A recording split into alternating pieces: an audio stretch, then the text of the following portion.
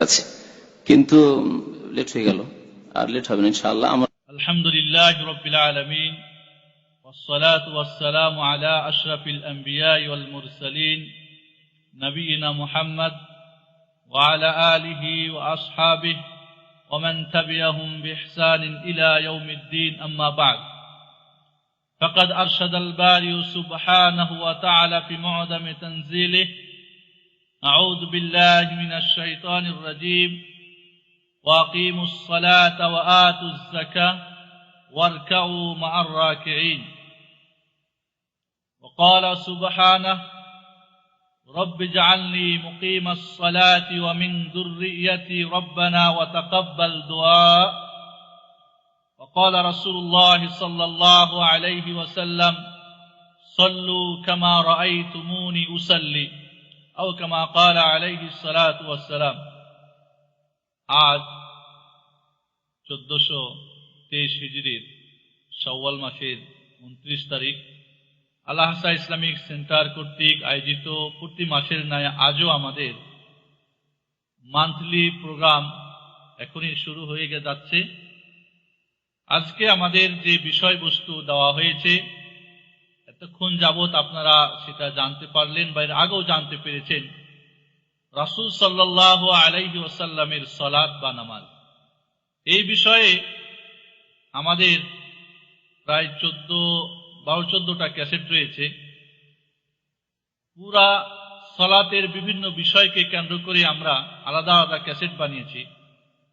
অনেকেরই আমাদের কাছ থেকে দাবি ছিল যে সংক্ষেপে নামাজ সম্পর্কে একটি ক্যাসেট তৈরি করা প্রয়োজন। এই উদ্দেশ্যকে কেন্দ্র করে আজকে আমরা এখানে সমবেত হয়েছি এবং এই বিষয়কে আমরা নির্বাচন করেছি।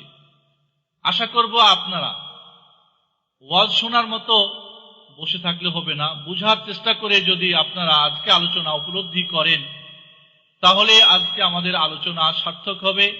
আমাদের এখানে এই ঠান্ডা রাত্রিতে একত্রিত হওয়া সার্থক হবে ইনশাআল্লাহ।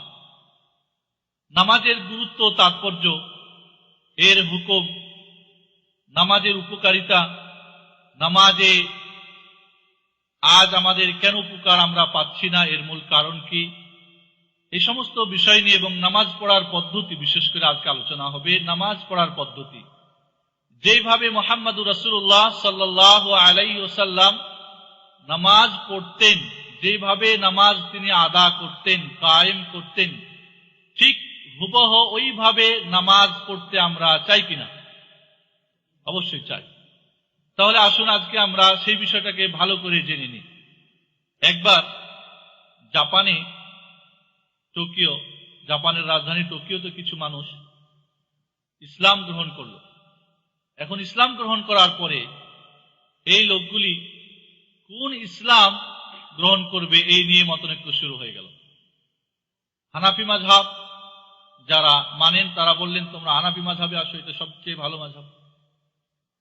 শাফি ভাইরা বললেন তোমরা শাফি হয়ে যাও, শাফি মাযহাবে আসো। এই বিভিন্ন তাদের নিয়ে টানাহেঁচড়া করতে গিয়ে, বিভিন্ন সংগঠন টানাহেঁচড়া করতে গিয়ে শেষ পর্যন্ত ওরা ভাবলো আমরা যেই জন্যে অন্য ধর্ম ছেড়ে ইসলামে আসলাম, এখানেও দেখি অনেক মতনৈক্য রয়েছে, তাহলে এই মতনৈক্যর মধ্যে পড়ে টানাহেঁচড়াতে আমাদের পাহাড় ছিঁড়ে যাবে, এখানে না থাকাই ভালো। এই বিভিন্ন কন্দলের কারণে শেষ পর্যন্ত তারা ইসলাম গ্রহণ করতে বা ইসলামের উপরে প্রতিষ্ঠিত থাকতে পারল না।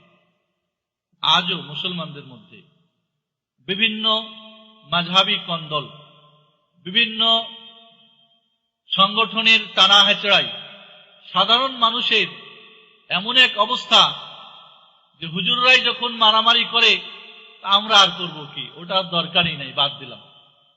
এমন অনেকেই বলে থাকেন যে আমরা করব কি, আপনারাই তো মারামারি করেন, তা আমরা করব কি। এই কথার মাধ্যমে এটাই কি বুঝাতে চান আপনারা যে আল্লাহ রাব্বুল আলামিন এর সমাধান দিয়ে যান নাই?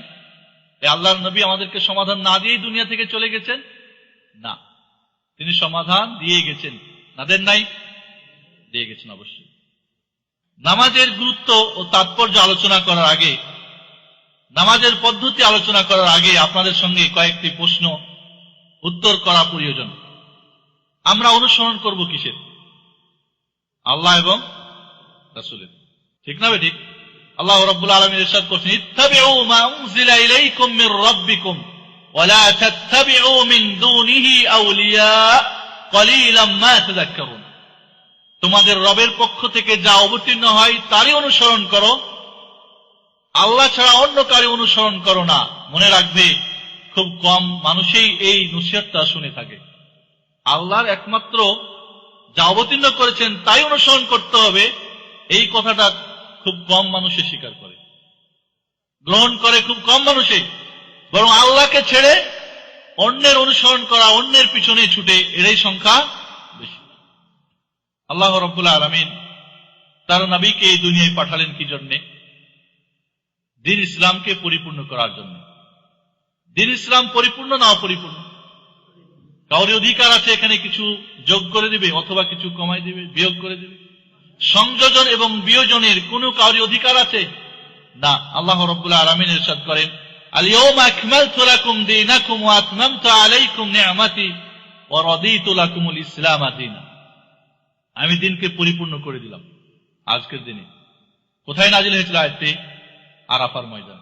আল্লাহর নবী বিদায় হজে যখন আরাফা থেকে বের হয়ে যাচ্ছেন মাশআরা হারামের দিকে, মুজদালিফার দিকে, তখন আয়াত নাজিল হয়ে গেল, দিন পরিপূর্ণ হয়ে গেল। দিনের মধ্যে কাউরি সংযোজন করা এবং দিন থেকে কেউ বিয়োজন করা কাউরি অধিকার নেই।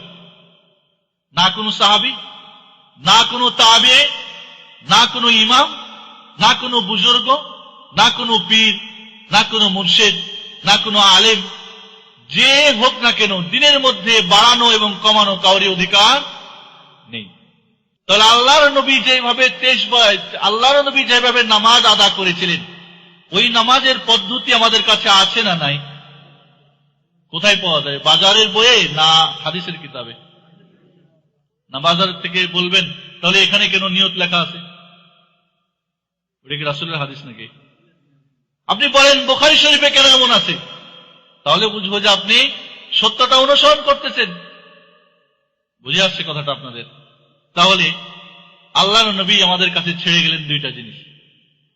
তারাকতু ফীকুম আমরাইন লান তাদিল্লু মা তামাসসাকতুম বিহিমা কিতাবুল্লাহ ওয়া সুন্নতি। তোমাদের কাছে কয়টা জিনিস ছেড়ে গেলাম? না 4 মাযহাব ছেড়ে গেলাম, 4 খলিফা ছেড়ে গেলাম। হ্যাঁ, বলে গেছেন 4 খলিফা দিয়ে গেলাম, 4 মাযহাব দিয়ে গেলাম, 4 ইমাম না। কি বললেন? তারাকতু ফীকুম আমরাইন, দুইটা জিনিস ছেড়ে গেলাম। যদি এই দুটাকে মজবুত করে আঁকড়ে ধরো বজ্র মুষ্টিতে, লান তাদিল্লু, পশ্চিম কালেও তোমরা পথভ্রষ্ট হবে না। নামাজের শিক্ষা কোথা থেকে নিব? কোরআন হাদিস থেকে না অন্য কোথা থেকে? তাহলে যদি কোরআন হাদিসের সমস্যা সমাধান খোঁজ করেন, তাহলে আর হুজুরদের ইখতিলাফ থাকবে? মাযহাবী ইখতিলাফ থাকবে? দল উপদলের ইখতিলাফ থাকবে? মতনৈক্য থাকবে? থাকবে না।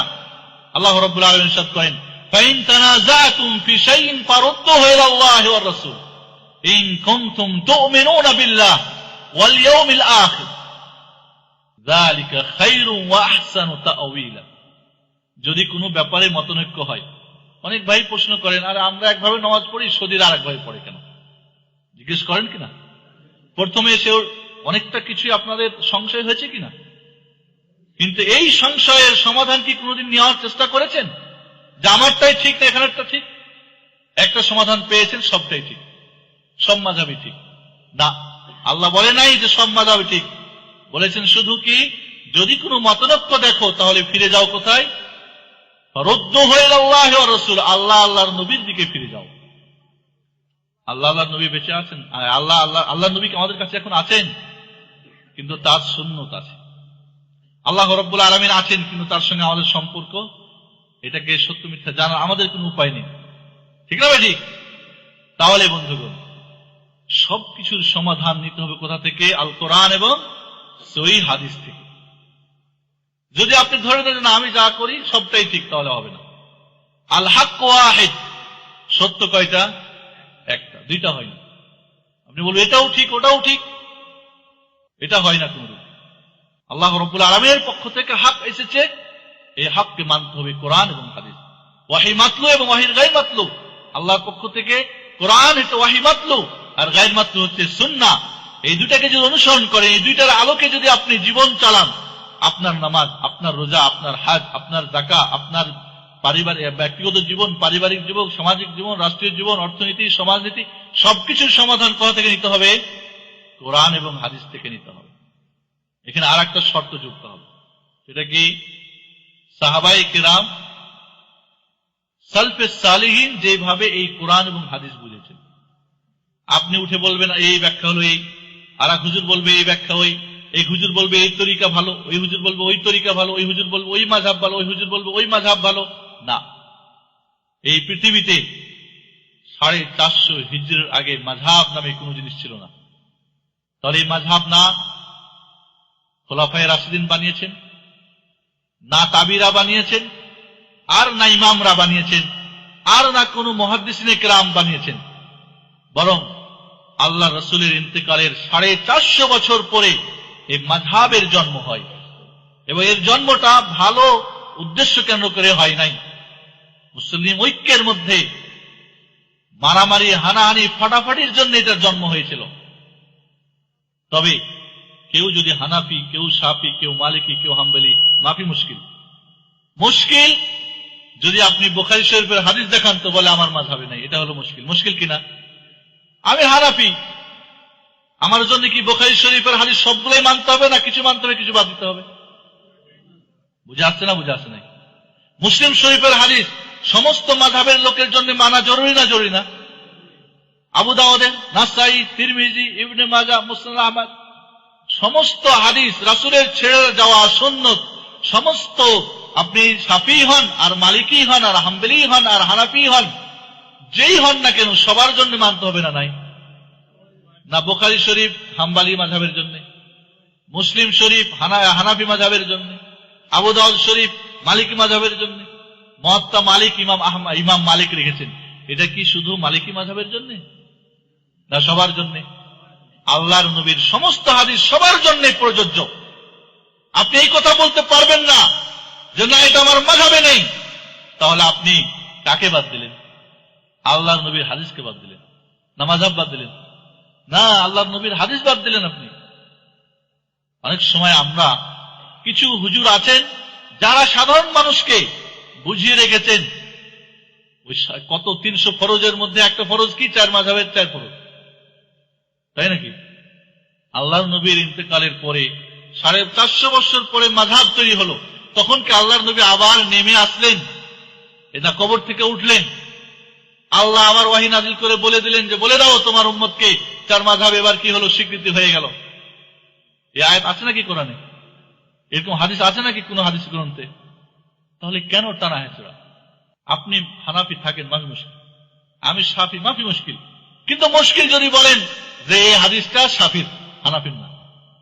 আল্লাহর নবীর হাদিস সবার জন্য, উম্মতের সবার জন্য প্রতিটি হাদিস। এটাকে ইজারা দেওয়া হয় নাই, এটাকে ভাগ করে দেওয়া হয় নাই।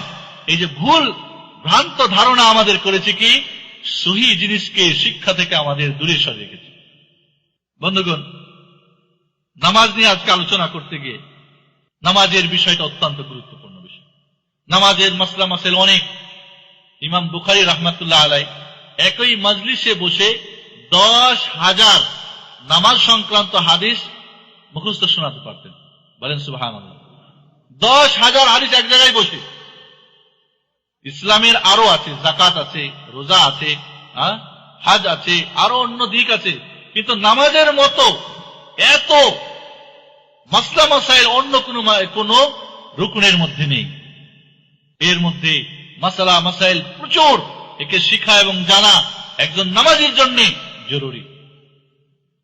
আমি আগে বলেছি যে বিস্তারিত আলোচনা বিষয় ভিত্তিক, এক একটা বিষয়কে কেন্দ্র করে আমাদের ক্যাসেট নিচে আছে, আপনারা নেবেন। কিন্তু আজকে সংক্ষিপ্ত আলোচনা করতে গিয়ে এই বিস্তারিত এখানে আমরা সময় নষ্ট না করে আমরা সামনে এগিয়ে যাই।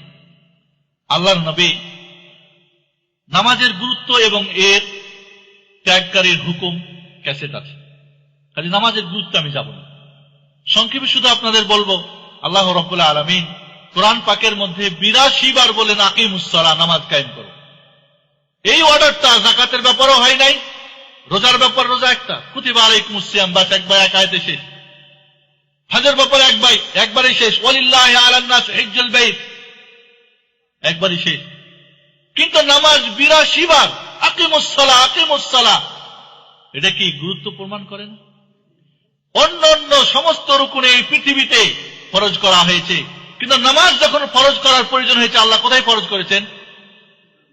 সপ্ত আকাশে, মেরাজের রাত্রিতে। আল্লাহর নবীকে স্পেশাল ভিআইপি মেহমান করে বোরাকের মাধ্যমে মক্কা থেকে বাইতুল মাকদেস, বাইতুল মাকদেস থেকে তারপর সপ্ত আকাশ হযরত জিবরিলের সাথে নিয়ে গিয়ে সেইখানে কত ওয়াক্ত নামাজ ফরজ করা হয়েছিল? 50 ওয়াক্ত। 5 ওয়াক্ত নামাজ আদা করলে নেকি কয় ওয়াক্ত হবে? একবার হজ করলে কয়টা হজের নেকি হবে? একবার যাকাত দিলে, একবার রোজা রাখলে। আল্লাহ, এর গুরুত্ব বুঝে আসছে আপনাদের?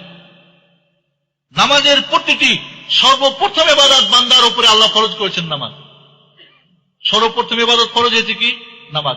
সর্বশেষ এই দুনিয়া থেকে ইবাদত উঠে যাবে কি? নামাজ। কিয়ামতের দিন সর্বপ্রথম হিসাব হবে কোন ইবাদতের? নামাজের। আউয়ালু মা ইউহাসাবুল আবদু আস-সালাহ, সর্বপ্রথম যে হিসাবটা হবে কিসের? নামাজ। ইসলামের অন্য অন্য রুকুন যদি কেউ ছেড়ে দেয় কাফের ফতোয়া কেউ দিতে পারবে না, কিন্তু নামাজ যদি কেউ ত্যাগ করে তাহলে সে কাফের। সেটা আল্লাহর নবী এবং আল্লাহর নবী তার হুকুম দিয়ে দিয়েছে। আল্লাহর নবী বলেন, আল আহাদুল্লাযী বাইনানা ওয়া বাইনাহুম আস-সালাহ ফামান তারাকাহা ফাকাদ কাফার। একজন মুসলিম আর কাফেরের মধ্যে অঙ্গীকার কিসে পার্থক্য? নামাজে। যে নামাজ ত্যাগ করলো সে কাফের হয়ে গেল, সে কুফরি করলো। বাইনাল আবদি ওয়াল কুফরি তারকুস সালাহ, বাইনাল আবদি ওয়াল কুফরি আবিশ শিরকি তারকুস সালাহ। একজন মুমিন আর কুফরের মধ্যে পার্থক্য নামাজ ছেড়ে দেওয়া। নামাজ ছেড়ে সে মুমিন থাকে না। আল্লাহর নবীর মসজিদ নববীতে মুনাফিক যারা কাফের চাইতে জঘন্য, তারা 5 ওয়াক্ত নামাজ আল্লাহর নবীর সঙ্গে মসজিদ নববীতে আদা করত। কেন? সাহাবায়ে কেরাম সকলে ইত্তেফাক ছিলেন যে নামাজ ত্যাগকারী কাফের। যদি মুনাফিক নামাজ ত্যাগ করে তাহলে কি হুকুম হবে? কাফের। আর কাফেরের অর্ডার কি? কত যদি তওবা না করে 3 দিন তাকে সময় দেওয়া হবে। নামাজের হুকুমটাও আলাদা। আর যদি নামাজ না পড়ে তাহলে তার কি হুকুম হবে দুনিয়া এবং আখেরাতে? আলোচনা আপনারা অন্য ক্যাসেটে আলোচনা আছে, ওই ক্যাসেট আপনারা নিয়ে নেবেন। শুধু আপনাদের বলতে চাচ্ছি, এই নামাজ এমন একটা ইবাদত। একজন লোক অসুস্থ, রোজা করা ফরজ না পরে রাখবে? পরে রাখবে, ঠিক না? যাকাত ফরজ হয়ে গেছে, আমি 2 মাস পরে দিলাম, জায়েজ আছে না জায়েজ নাই? আছে। হজ ফরজ হয়েছে, একজন দেরি করে কোনো কারণে, ওজরের কারণে, জায়েজ আছে না নাই? নামাজ কোন ওজরে ত্যাগ করা জায়েজ আছে? দাঁড়িয়ে পারেন না, বসে পড়েন। বসে পড়েন না, শুয়ে। শুয়ে না পারেন, ইশারা। যুদ্ধক্ষেত্রে আপনি ফাইটার, নামাজের টাইম হয়েছে ঘড়ির মধ্যে, ইশারায়। কেবলা সামনের দরকার নেই, যেদিকেই থাকেন ইশারায় নামাজ পড়েন, যুদ্ধ করতে থাকেন। যুদ্ধ অবস্থায়, চলন্ত অবস্থায়, সওয়ারির অবস্থায় নামাজ মাফ নেই। পবিত্রতা জরুরি, ঠিক কিনা? পানি নাই, তায়াম্মুম করো। তায়াম্মুমও নাই, নিয়ত করে নামাজ পড়ো। কাপড় জরুরি, কাপড় নাই, উলঙ্গ, বসে নামাজ পড়ো। আপনি যতক্ষণ পর্যন্ত আপনার বিবেক আছে ততক্ষণ পর্যন্ত নামাজ মাফ নেই, যে কোনো অবস্থায় থাকেন। তাহলে এই ইবাদতটা কত গুরুত্বপূর্ণ। অন্যগুলি বছরে একবার, এটা দৈনিক 5 বার। অন্যগুলি বালেগ হলে শুরু করতে হয়। আর নামাজ, মুরু আওলাদাকুম বিস-সালাত ওয়া হুম আবনাউ বি-7 সিনিন, 7 বছর বয়সে বাচ্চাকে কি করো? নামাজের অর্ডার করো। ওয়াদরিবুহুম আলাইহা হুম আবনাউ বি-10 সিনিন, 10 বছরের বয়স নামাজ না পড়লে তারে মার দাও, প্রহার করো। 10 বছরের বালেগ হয় নাকি? তাহলে বালেগ হওয়ার আগেই মায়ের একে জোরপূর্বক শিখাবে কি নির্দেশ এসেছে? আল্লাহু আকবার। তাহলে নামাজের গুরুত্ব বর্ণনা করতে গেলে নামাজের গুরুত্ব, নামাজের উপকারিতার ক্যাসেট নিচে আছে, নামাজের খুশু খজুর ক্যাসেট আছে, নামাজ বিশেষ বিশেষ বিষয়ের উপরে নামাজের আলোচনা আছে। বন্ধুগণ, আমি সেই দিকে না গিয়ে আজকের মূল আলোচনা নামাজের পদ্ধতি, এগুলি আপনারা ক্যাসেট নিয়ে নেবেন, নিচ থেকে জানবে। শুধুমাত্র বিষয়টাকে আপনাদের কাছে গুরুত্ব যে রাখে এটা বুঝাবার জন্য কিছু আলোচনা করলাম। বন্ধুগণ, এই নামাজ আমরা পড়ি, নামাজের উপকার অনেক আছে, কিন্তু আমরা বর্তমানে উপকার পাই না কেন? ইন্নাস সালাতা তানহা আনিল ফাহশাই ওয়াল মুনকার। নামাজ মানুষকে অন্যায় অশ্লীল থেকে বিরত রাখে। নামাজ সারা জিন্দেগি পড়ে অন্যায় করে, করে না? করে না? নামাজ পড়ে তারপরও সে মিসকিন, নামাজ যে পড়বে সে কখনো মিসকিন ফকির থাকবে না। এই নামাজের মধ্যে ফায়দা রয়েছে শারীরিক, দিল শান্তি হয়। এই নামাজের মাধ্যমে দিল শান্তি হয়। আল্লাহর নবী অশান্তি ভোগ করলে কি বলতেন বিলাল, কারে না ইয়া বিলাল, বিলাল আযান দাও, নামাজ পড়বো কখন, আমার মন অশান্তি। এই নামাজের মাধ্যমে কারামত জাহির হয়। ইবনে জুরাইজের ঘটনা জানেন না?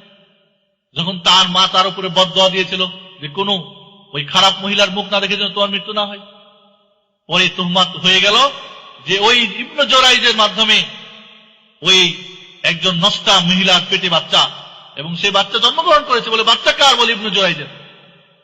ইবনে জুরাইজ যেখানে গিয়ে ইবাদত করতো, আগের ঘটনা বনী ইসরাইলের, ভেঙে টেঙে তার মারটা বলে হয়েছে কি বলো, কয় তুমি জানো না, বুঝি ভান করতেছ, বাচ্চা হয়ে পড়ছে আর তুমি জানো না। কারণ ওই মহিলা দুষ্ট মহিলা ছিল, যত যুবককে নষ্ট করত। ইবনে জুরাইজ আল্লাহর ধ্যানে সবসময় মগ্ন থাকতো, নামাজ পড়তো। নামাজ পড়ছে, মা এসে ডাকছে জুরাইজ, ইবনে জুরাইজ না জুরাইজ, জুরাইজ এখন নামাজ পড়ছে, ভাবলো আল্লাহর কাজ করবো না মার ডাকে সাড়া দেবো, বললো আল্লাহরটাই করি। এইভাবে একদিন, দুই দিন, তিন দিন, তৃতীয় দিনে মা বদদোয়া করে দিলেন। মা এবং বাবা ভালো দোয়া করলে যেমন লাগে, বদদোয়া করলে কারেন্টের মতো লাগবে। মা বাবার দোয়া এবং আল্লাহর মধ্যে কোন পর্দা নেই, আলাত্তুন। এবার জুরাইজ বললেন ঠিক আছে, বিপদ, তোহমাত দেওয়া হয়েছে, বাঁচার বুদ্ধি কি? বলেন আমাকে 2 রাকাত নামাজ পড়তে দাও। উজু করে 2 রাকাত নামাজ পড়ে ওই বাচ্চার পেটের মধ্যে একটা গুতা দিয়ে বলে, এই বাচ্চা বলো তোমার বাবাকে। ছোট বাচ্চা কথা বলে নাকি? বলে। দেখেন আল্লাহ রাব্বুল আলামিন এই নামাজের মাধ্যমে কিভাবে বাঁচাচ্ছেন জুরাইজকে। বাচ্চা মুখ ফুটে গেল। এই পৃথিবীতে 6 জন ছোট বাচ্চা কথা বলেছিল, তার মধ্যে এটা একটা। বলেন আমার বাবা ওই যে মাঠের ওই রাখাল, তার সঙ্গে অপকাম করে আমার জন্ম হয়েছে আমার মা। কে বাঁচালো? নামাজ। নামাজ, এই নামাজের মাধ্যমে সে। তারপরে সবাই বলল তাহলে স্বর্ণ দিয়ে তোমার এবার ইবাদতখানা বানাই। বলে লাগবে না, যা ছিল তাই। হযরত ইব্রাহিম আলাইহিস সালাতু ওয়াস সালাম মিশর দিয়ে যাচ্ছিলেন সারা রাদিয়াল্লাহু তাআলা আনহাকে সাথে নিয়ে। সারাকে আল্লাহ রাব্বুল হাদিসে আছে যে হাওয়া আলাইহিস সালাতু ওয়াস সালামকে আল্লাহ অপূর্ব সুন্দরী করে বানিয়েছিলেন, তার অর্ধেক সুন্দরী দিয়েছিলেন কাকে? সারাকে। কে? হযরত ইব্রাহিম খলিল আলাইহিস সালাতু ওয়াস সালামের স্ত্রী, আমাদের মা, আমাদের জাতির পিতাকে হযরত ইব্রাহিম জাতির মা সারা আলাইহিস সালাতু ওয়াস সালাম মিশরের সেই লুচ্চা বদমাশ বাটপার ওই রাজা যত সুন্দরী নারী যেত সবগুলো ধরে ভোগ করার চেষ্টা করত। তাই করলো। বলো কে এটা? বলে আমার বোন। হযরত ইব্রাহিম বলে এটা আমার বোন, ধর্মীয় বোন, ধর্ম সবাই ভাই বোন কিনা। নিয়ে যাওয়ার পরে ওই বদমাশ যখন সারার দিকে হাত, বুখারী শরীফের হাদিস, যখনই হাত বাড়াই তখনই বেহুশ হয়ে যায়, উল্টে পড়ে যায় চেয়ার থেকে, সিংহাসন থেকে। 1 বার 2 বার 3 বার পরে বলল কারণ এদিকে হযরত ইব্রাহিম আলাইহিস সালাতু ওয়াস সালাম উজু করে নামাজে দাঁড়িয়ে আল্লাহর কাছে দোয়া করছে, আল্লাহ তুমি মান সম্মানের মালিক, তুমি ইজ্জতের মালিক।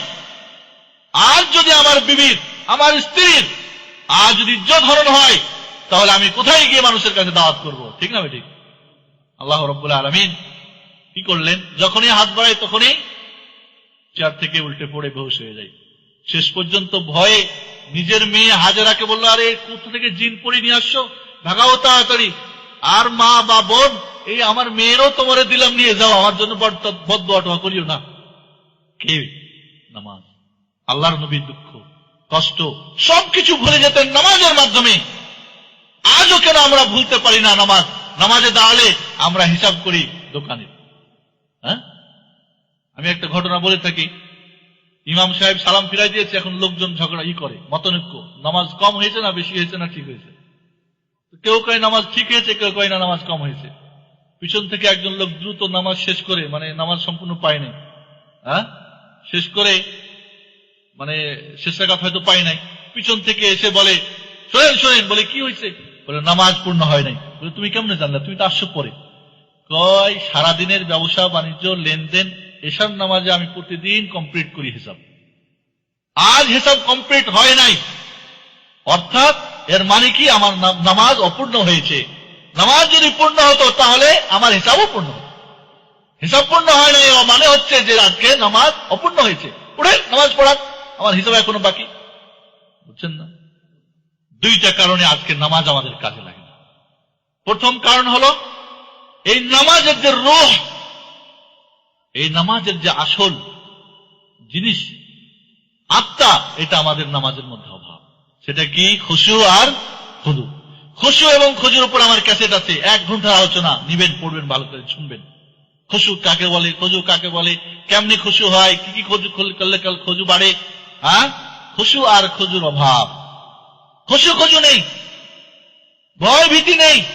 নামাজের যে আধ্যাত্মিক যে দিকটা, নামাজের যে আল্লাহর সঙ্গে যে সম্পর্কটা হবে, যার মাধ্যমে মানুষ ভালোর দিকে যাবে, যার মাধ্যমে মানুষের আধ্যাত্মিক উন্নতি হবে, যার মাধ্যমে মানুষের চারিত্রিক দিকটা উন্নতি হবে, যার মাধ্যমে সামাজিক দিক উন্নতি হবে, যার মাধ্যমে অর্থনৈতিক উন্নতি হবে, যার মাধ্যমে মানুষের চলা ফিরা সবকিছুর উন্নতি ঘটবে। ওই খুশু মানে ভিতরের ভয়, দিলের ভয়, আর খুজু মানে বাহ্যিক ভয়। যদি আপনার সামনে এই মুহূর্তে একটা সাপ ধরে দিয়ে আপনার গলায় চাপাই দিই, কি হবে? ভিতরে ভয় পাবেন, বাইরে ভয় পাবেন না, তাই না? না পাবেন? এই বাইরের ভয়টা কেন? ভিতরে ভয় আছে ওই জন্য। তাহলে আপনার মুখটা বিবর্ণ হয়ে যাবে, ভয়ে পিছনে দৌড় দিবেন, গালিমন্দ করবেন। আপনার চেহারাটা এর আগে যদি ছবি নেওয়া যায়, পরে নেওয়া যায়, পার্থক্য পাওয়া যাবে না? নাই। তাহলে খুশু মানে ভিতরের ভয়, আল্লাহর ভয়। আল্লাহর নবী যখন নামাজ পড়তেন, হাড়ির মধ্যে পানি দিয়ে যদি খুব টকবক করে জাল দেওয়া যায়, টকবক শব্দ হয় না? ওইরকম আল্লাহর নবীর দিল থেকে টকবক এরকম শব্দ বের হতো। আর আমরা করি সারাদিনের হিসাব, আমরা করি নামাজের মধ্যে চলে যাই, বাড়ি চলে যাই, বাচ্চার কাছে চলে যাই, মার কাছে চলে যাই, কোথায় কোথায় ঘুরি। আল্লাহু আকবার। যে নামাজ পড়ে বিপদ মুক্ত হতো, যে নামাজ পড়ে দিলের শান্তি হতো, ওই নামাজ পড়ে আমাদের দিলের অশান্তি বাড়ে। আর অনেকে তো আমরা পড়িই না। যারা না পড়েন ভালো করে জানেন এবং ক্যাসেট নিয়ে শুনেন, নামাজ না পড়লে কি হয়, সে মুমিন মুসলমান থাকে না। এই কথাটা ভালো করে বুঝেন বন্ধুগণ। এই হলো এক কারণ। তাহলে নামাজের উপকারিতা না পাওয়ার প্রথম কারণ কি? নামাজের যে রূহ, একজন মানুষের যদি রূহ বের হয়ে যায়, মূল্য আছে? আছে নাকি? আপনার আম্মা জান ভালোবাসেন না? ভালোবাসেন না? যদি মারা যায়, আপনারা যদি বলে যে তুমি 10 টাকা দিয়ে কিনে নাও তোমার মার এই ডেড বডিটা, নিবেন নাকি? আপনার ছেলে না, মুহাম্মদুর রাসূলুল্লাহ সাল্লাল্লাহু আলাইহি সাল্লাম এই পৃথিবীর সমস্ত মাখলুকাতের আশরাফ যিনি, সবার চাইতে যিনি কি উত্তম, যার কোনো উদাহরণ নেই, মিসাল নেই, তাকে কি কেউ ঘরে রেখে দিয়েছিলেন?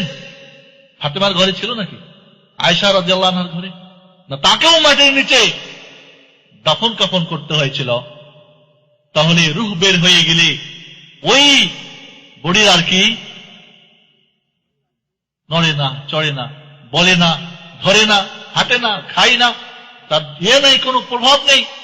তাহলে আপনার যে নামাজের মধ্যে তার রূহ নেই, আসল যে তার আধ্যাত্মিক যে দিকটা নেই, খুশু নেই, খুজু নেই, শুধু গেলেন দাঁড়ালেন, আনুষ্ঠানিকতা বুঝেন? ইবাদত নয়, আনুষ্ঠানিকতা। ইমাম সাহেব উঠেন, আপনি উঠেন, তিনি বসেন, আপনি বসেন, তিনি সালাম ফিরে, আপনিও সালাম ফিরেন, বাস। এটা হলো আনুষ্ঠানিকতা। একে হলো এই বাহ্যিক, এটা তো জরুরি।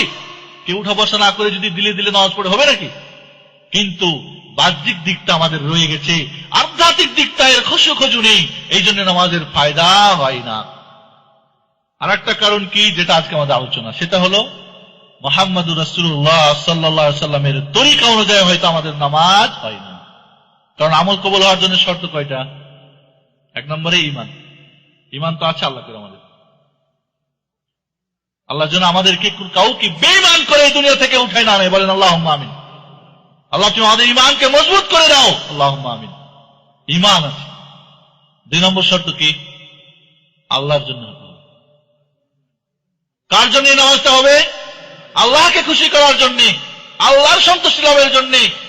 এই নামাজের মধ্যে ভালোবাসা নিয়ে পড়তে হবে, ভয় ভীতি নিয়ে পড়তে হবে, মহব্বতের সঙ্গে পড়তে হবে। ইবাদত কয়টা জিনিসের মাধ্যমে করতে হয়? ভালোবাসা। 1 নম্বর কি? ভালোবাসা। কথাটা কি ভালো না আপনাদের কাছে? না বন্ধু? তো বলেন না কেন? সবাই তো ভালোবাসে, নানাও ভালোবাসে, দাদাও ভালোবাসে, দাদিও ভালোবাসে, আপনিও ভালোবাসেন, বাচ্চা, ভাবি, ভাই, মা, সবাই তো ভালোবাসে। তাহলে 1 নম্বরে কি? ভালোবাসা। ওটা হলো শর্ত। দুইটা একসঙ্গে প্যাঁচ লাগাই দিয়ে না। আবার ইবাদত কবুল হওয়ার জন্য তিনটা শর্ত, কিন্তু ইবাদতের মধ্যে থাকতে হবে কয়টা জিনিস? তিনটা। এক নম্বরে কি? মহাব্বত। মোতাওয়া ঘুরতেছে, মসজিদ না গেলে জেলখানায় লয়ে যাবে, হবে না। মহাব্বত হলো না। কিয়ামতের মাঠে প্রচন্ড যখন রৌদ্রের, মানুষ যখন ঘামের মধ্যে হাবুডুবু খাবে, আল্লাহর আরশের নিচে, আল্লাহর আরশের নিচে 7 শ্রেণীর মানুষ আশ্রয় পাবে। তার মধ্যে একজনকে ওয়ারাজুলুন কালবুহু মুআল্লাকুন বিল মাসাজিদ, ওই ব্যক্তি যার অন্তরটা মসজিদে কি থাকে? ঝুলা থাকে। জোহর পড়ছে কখন আসর হবে, আসর পড়ছে কখন মাগরিবের আযান হবে, বলবে না মতো এসে কখন বলবে। বুঝছেন না? বুঝেন নাই? মহব্বত থাকতে হবে। হাইয়া আলাস সালাহ শোনার সঙ্গে সঙ্গে দুনিয়ার সমস্ত কাজকে বন্ধ করে আল্লাহকে খুশি করার জন্য ছুটে যেতে হবে মসজিদে।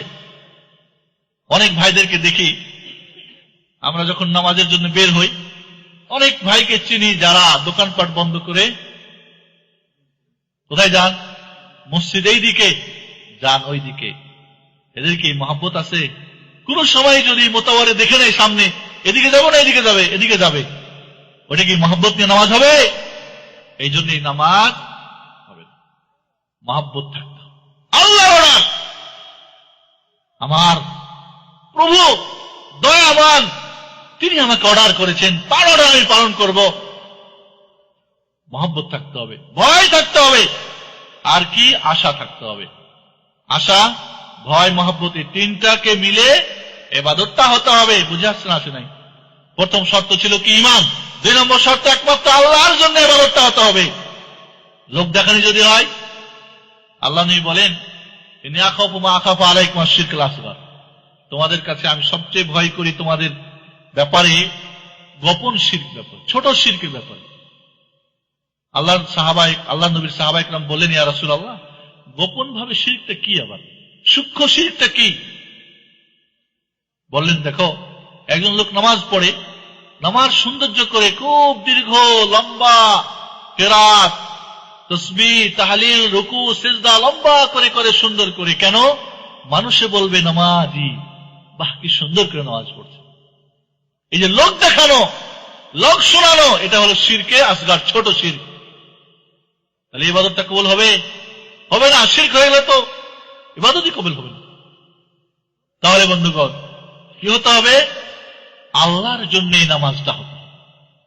3 নম্বর, যেটা আজকে আমাদের আলোচনা, তাজরিদু মুতাবাআতিন নবী সাল্লাল্লাহু আলাইহি ওয়াসাল্লাম। কি হতে হবে? একমাত্র আল্লাহর রাসূলের মতো করে নামাজ পড়তে হবে। আল্লাহর নবী বুখারী শরীফে বলেন, সাল্লু কামা রাআইতুমুনি উসাল্লি। ওই সাহাবায়ে কেরাম, ওই আমার উম্মত, ভালো করে জানো, ছাড়ো সব তরিকা মরিকা, ছাড়ো তোমার দেশাচার, কেমন দেখেছো আর কেমন পড়েছো, ছাড়ো। কিভাবে নামাজ পড়ো? সাল্লু, নামাজ পড়ো। সাল্লু কামা রাআইতুমুনি উসাল্লি, আমি নবীকে যেভাবে তোমরা নামাজ পড়তে দেখো, হুবহু ওইভাবে নামাজ পড়ো। বলেন সুবহানাল্লাহ। কার মতো নামাজ পড়তে হবে? আল্লাহর নবীর মতো করে।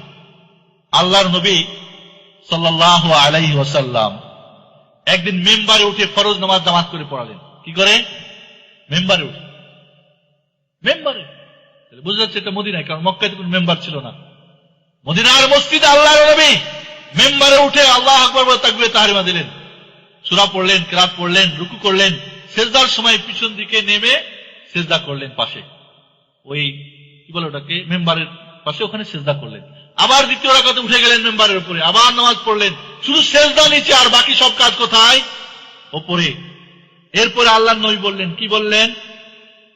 বললেন, এই কাজটা আমি কেন করলাম? এই জন্যে, ইয়া আইয়ুহান নাস, হে মানুষ সমাজ, হে আমার সাহাবায়ে কেরাম, ইন্নী সালাতু হাযা, এই কাজটা আমি করেছি কেন?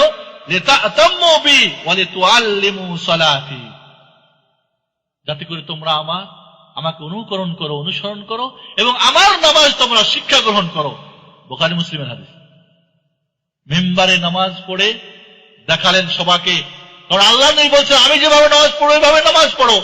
পিছনের মানুষ দেখতে পাবে কিভাবে নামাজ পড়তেছে না, মেম্বারে উঠে আল্লাহ নবী নামাজ পড়ে দেখাচ্ছেন, দেখো আমি যেভাবে নামাজ পড়ো ওইভাবে তোমরা নামাজ পড়ো। আল্লাহু আকবার।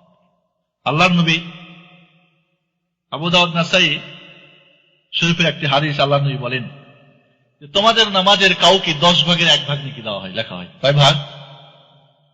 কাউকে 9 ভাগের 1 ভাগ, কাউকে 8 ভাগের 1 ভাগ, কাউকে 7 ভাগের 1 ভাগ, কাউকে 6 ভাগের 1 ভাগ, কাউকে 5 ভাগের 1 ভাগ, কাউকে 4 ভাগের 1 ভাগ, কাউকে 3 ভাগের 1 ভাগ, কাউকে 2 ভাগের 1 ভাগ।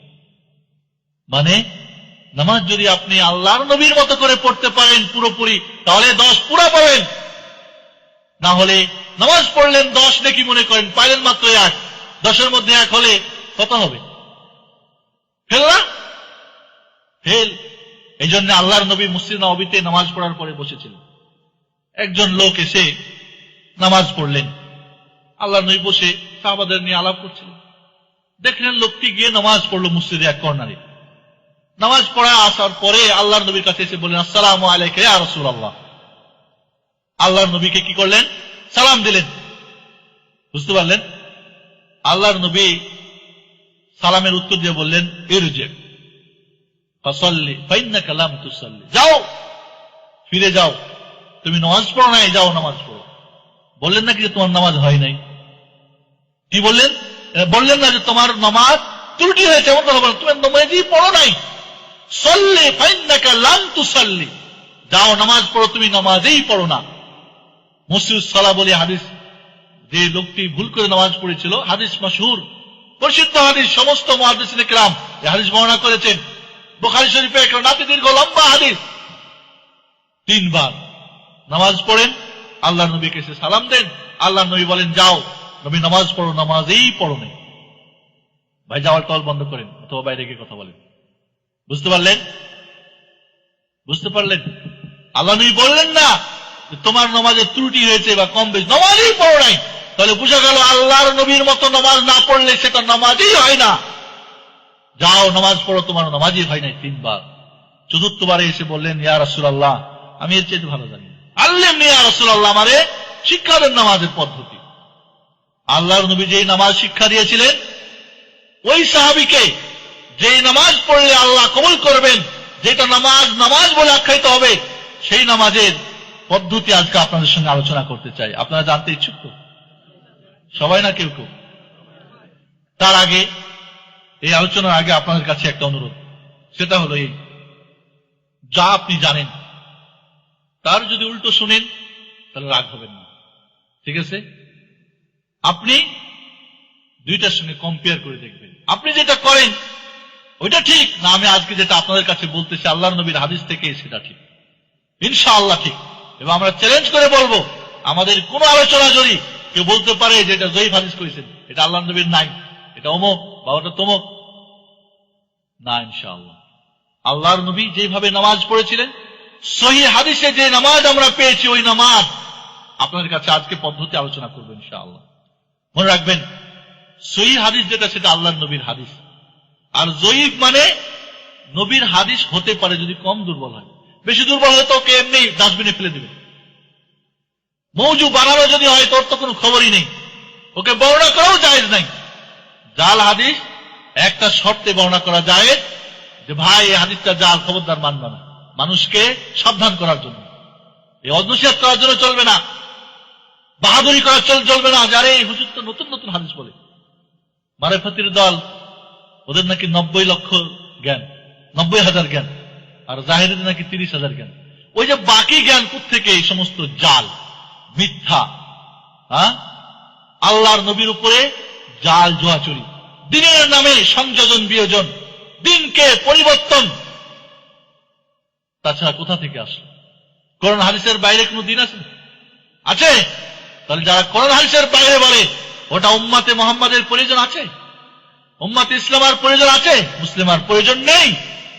রাখো তোমার বাতিনি, যেই বাতিনি হযরত আবু বকরের প্রয়োজন হয় নাই, আপনার প্রয়োজন আছে। ইমাম আবু হানিফা রাহমাতুল্লাহ আলাইহির প্রয়োজন হয় নাই, আপনার প্রয়োজন আছে। ইমাম শাফি, ইমাম মালিক, ইমাম আহমদ বিন হাম্বল, ইমাম সাউরি, ইমাম বুখারী, ইমাম নাসাই, তিরমিজি, ইবনে মাজাহ, হযরত আলী রাদিয়াল্লাহু তাআলা, এরা সবসময় হযরত আলীর সঙ্গে সেট করে দেয়। মিথ্যা, একটা কোন সহিহ হাদিস দ্বারা প্রমাণ করতে পারবে না, জাল। কিছু কিছু আছে যারা শুধু জালের উপরেই তাদের পূর্ণ কার্যক্রম, সমস্ত মিথ্যার উপরে। দু চারটা ভুলে কেউ অনেক সময় সহি হাদিস বলে ফেলে। মিথ্যা কেউ মনে করে কৌশল, মিথ্যা কেউ মনে করে হিকমত, মিথ্যা কেউ মনে করে দিন, মিথ্যা কেউ মনে করে এটাই হলো আসল, এবং এর উপরে চলতে আছে। বন্ধুগণ, বাজারের বই পড়ে মিলাবেন তাহলে হবে না। আপনি হাদিসের যে কোনো হাদিসের কিতাব খুলে আপনি আজকের আলোচনা মিলাবেন, ইনশাআল্লাহ মিল পাবেন। আর এই হাদিসেই রয়েছে আল্লাহর নবীর নামাজ। বন্ধুগণ, আল্লাহর নবী সাল্লাল্লাহু আলাইহি ওয়াসাল্লাম এই নামাজ সর্বপ্রথম আল্লাহর নবীকে কে শিক্ষা দিয়েছিলেন? জিবরাইল আলাইহিস সালাম। যাকাতের পদ্ধতি, হজের পদ্ধতি, রমজানের পদ্ধতি সবকিছু ওহীর মাধ্যমে, কিন্তু বাস্তব ট্রেনিং একেবারে হাতে নাতে কলমে, কি বলে ওটাকে, হাতে কলমে প্র্যাকটিক্যালে হযরত জিবরিল আমিন আলাইহিস সালাম নামাজ ফরজ হওয়ার পরের দিন এসে আল্লাহর নবীকে 2 দিন 5 ওয়াক্ত নামাজ 2 দিন মানে হযরত আল্লাহ রাসূল বলেন আমাকে ইমামতি করে নামাজ পড়েছেন কে? জিবরিল। জিবরিল ইমাম আর আল্লাহ রাসূল কি তার সঙ্গে নামাজের প্রশিক্ষণ নিচ্ছেন, ডাইরেক্ট নামাজ পড়ে। তাহলে এর পদ্ধতির মধ্যে পুরাপুরি আল্লাহ রাব্বুল আলামিন জিবরিলকে শিক্ষা দিয়ে তার নবীকে শিক্ষার জন্য পাঠিয়ে দিয়েছেন। ইবনে শরীফে সব হাদিসের গ্রন্থে আজও সেগুলি কি রয়ে গেছে। এবার চলুন তাহলে আমরা আল্লাহর নবীর নামাজ কিভাবে তিনি পড়তেন আমরা জানি। নামাজ সহি হওয়ার জন্য 6টা শর্ত। কয়টা? নামাজটা সহি হওয়ার জন্য শর্ত 6টা। 1 নম্বর শর্ত হলো কি, ছোট নাপাকি এবং বড় নাপাকি থেকে কি হতে হবে? পবিত্র হতে হবে। ছোট নাপাকি অর্থাৎ যেটা পেশাব পায়খানা, পেশাব এবং পায়খানা রাস্তা দিয়ে কিছু বের হলে যেটা ঘটে, যার কারণে যেটার মাধ্যমে উযু নষ্ট হয়, যে সমস্ত কারণে উযু নষ্ট হয় ওইটাকে বলা হয় কি? ছোট নাপাকি। ঠিক আছে। আর বড় নাপাকি যার মাধ্যমে গোসল ফরজ হয়। আমাদের ইসলামিক সেন্টারে একটা বই ছেপেছে, মাত্র 2 রিয়াল দাম, তাহারাত ও সালাতের সংক্ষিপ্ত আহকাম। এখানে সব আলোচনা রয়েছে। এখান থেকে আমি সংক্ষিপ্ত বলছি। প্রথমত, এই বড় নাপাকি গোসল দ্বারা, যে সমস্ত বড় নাপাকি কোনগুলি? যার কারণে গোসল ফরজ হয়। ছোট নাপাকি যার কারণে উযু নষ্ট হয় বা উযু করতে হয়। এই দুইটা থেকে পবিত্র হতে হবে। অর্থাৎ আপনি যখন নামাজ পড়তে চাইবেন তখন আপনার যদি গোসল ফরজ থাকে তাহলে গোসল করে নিতে হবে, উযু না থাকলে উযু করে নিতে হবে। 1 নম্বর শর্ত। উযু ছাড়া নামাজ হবে নাকি? গোসল ফরজ কিন্তু উযু করে নিল, হবে না? হবে না। 2 নম্বর,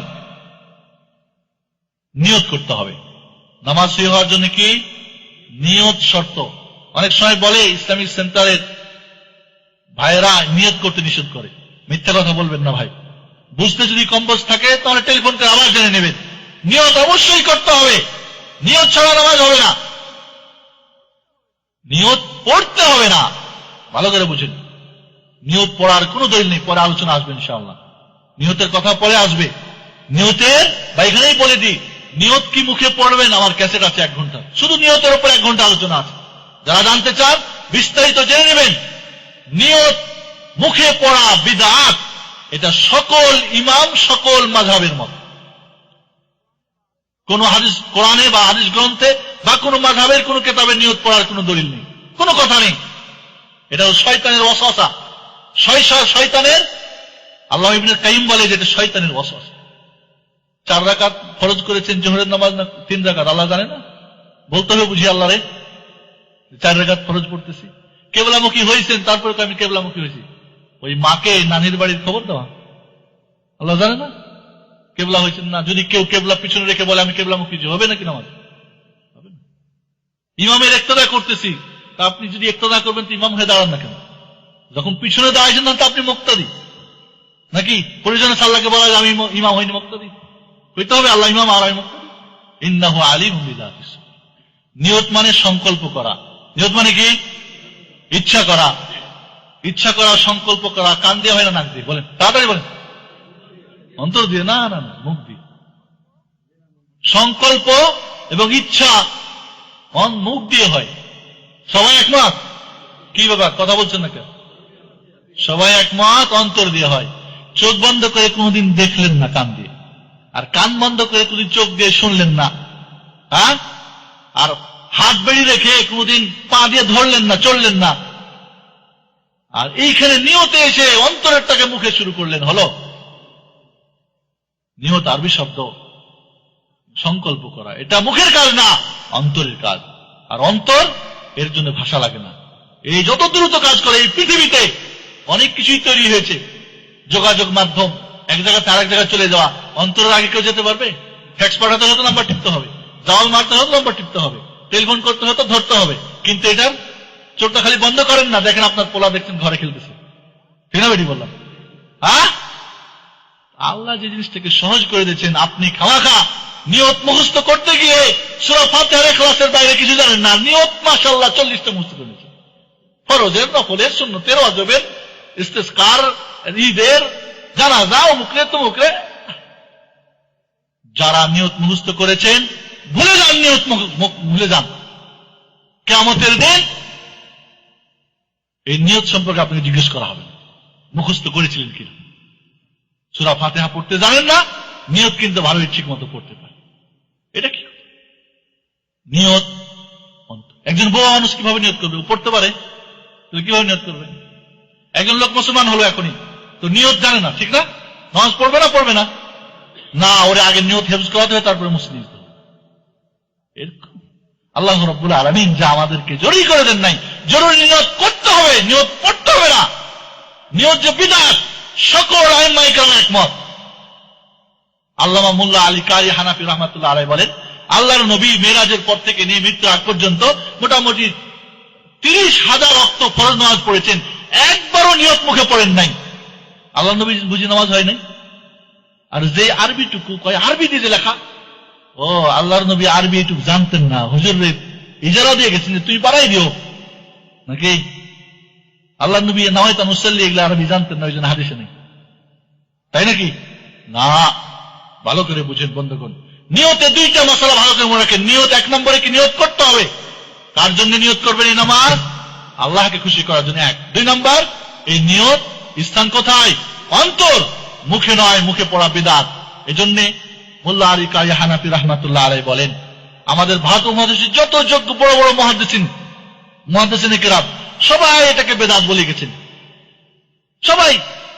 কিন্তু ওই বাজারের বইপত্র পড়ে আর কায়দা বগদাদি পড়ে আপনারা বলবেন এটাও তো এক বড় আলেমই লিখেছেন। বড় আলেম লিখেছেন না কোন ব্যবসায়ী লিখেছেন আপনি জানেন নাকি? আমরা তো এখনো নাম পাই নাই খোঁজ করে। কে? আপনারা কোথায় পেলেন? কেমনে জানলেন বড় আলেম? বড় আলেমের মাপ কি? দাড়ি বড়, জুব্বা বড়, নামের আগে টাইটেল অনেক? বড় আলেম যে আল্লাহর নবীর, আল্লাহর কিতাব এবং রাসূলের সুন্নত পড়েছে, জেনেছে এবং এইটাকে আমল করেছে, সেই হলো বড় আলেম। বুঝলেন না? নাই?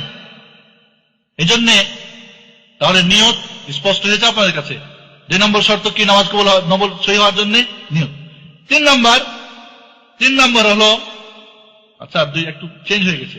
2 নম্বর ছিল যে নাপাকি জিনিস থেকে, নাপাকি বস্তু থেকে কি পরিষ্কার হওয়া। পেশাব, পায়খানা, এটা প্রকার আছে, গালিজা, খাফিফা, মুতাওয়াসিতা, পানি দিয়ে হোক, ঢিল দিয়ে হোক, মাটি দিয়ে হোক, যা কিছু দিয়ে কোন যদি অপবিত্র জিনিস এটাকে দূর করতে হবে, এটা 2 নম্বর শর্ত। 3 নম্বর শর্ত কি? নিয়ত।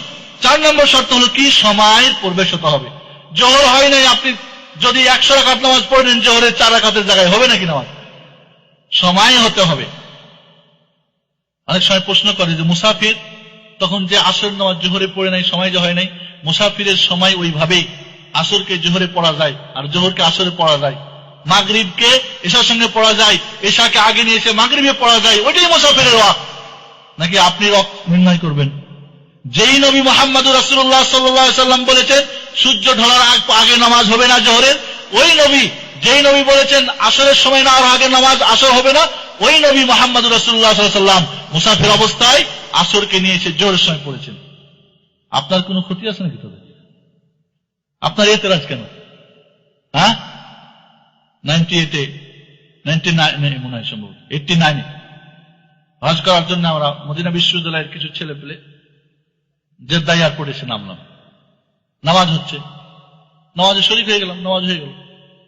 পাকিস্তানি কিছু ভাই আর ইন্ডিয়ান কিছু ভাই সম্ভবত নামাজ পড়লো। নামাজ পড়ার পরে 2 দলে কি যেন ওদের ঝগড়া লেগে গেল। একদল কয় নামাজ হয়েছে, একদল কয় নামাজ হয়নি। বুঝতে পারলেন? বিষয়টা এই মুসাফিরের নামাজ নেই, সময় হয়েছে হয়নি। কারণ একটাই, যে তাদের মাযহাবে ওটা জায়েজ না। বুঝেন নাই? মুসাফির অবস্থায় কেউ যদি কসর নামাজ পড়া উত্তম, কেউ যদি পূর্ণ নামাজ পড়ে জায়েজ আছে, পূর্ণ পড়ে নাই যদি জায়েজ আছে, ইমামতি করে জায়েজ আছে। আর ইমামের পিছনে যদি হন মুকিমে, তাহলে তো আপনার 4 রাকাত পড়তেই হবে। বিষয়টা ছিল এই, যে ওদের মধ্যে একজন ভুলে 4 রাকাত নামাজ পড়াই দিয়েছে বা ফুল নামাজ পড়াই দিয়েছে আসরের। এখন তো তাদের মাযহাবে মুসাফির অবস্থায় ফুল নামাজ পড়লে নামাজ হবে না, আল্লাহর নবীর হাদিসে হবে। কোনটা নেবেন? সমস্যা এখানে। আরাফার ময়দানে নামাজ শুরু হবে, তার একটু আগে আমার কাছে চলে আসছে এক পাকিস্তানি, বলছেন যে আপনার দিনী সম্পর্কে মনে হয় জ্ঞান আছে। বলে হ্যাঁ আছে, বলেন, জিজ্ঞেস করেন। কয় এই যে এখন যে নামাজ হবে জোহর আর আসর, কসর হয় ঠিক কিনা? আরাফাতের ময়দানে 2 রাকাত জোহর হবে আর 2 রাকাত আসর হবে, ঠিক না ভাই? ঠিক। বলছে আমাদের সঙ্গে যে মুআল্লিম হুজুর এসেছেন, আমাদের আলেম সাহেব, উনি বলছেন না, এই নামাজ পড়া যাবে না। আমি বললাম যে আল্লাহর নবী থেকে নিয়ে আজ পর্যন্ত, শুধু না কিয়ামত পর্যন্ত একইভাবে নামাজ হয়েছে এবং হয়ে যাবে ইনশাআল্লাহ। সবার যদি নামাজ হয়ে থাকে, আল্লাহ রাসূলের যদি হয়ে থাকে, আবু বকর ওমর হয়ে থাকে, ইমাম আবু হানিফার হয়ে থাকে। ইমাম আবু হানিফা হজ করেন নাই? কি নামাজ পড়েছিলেন?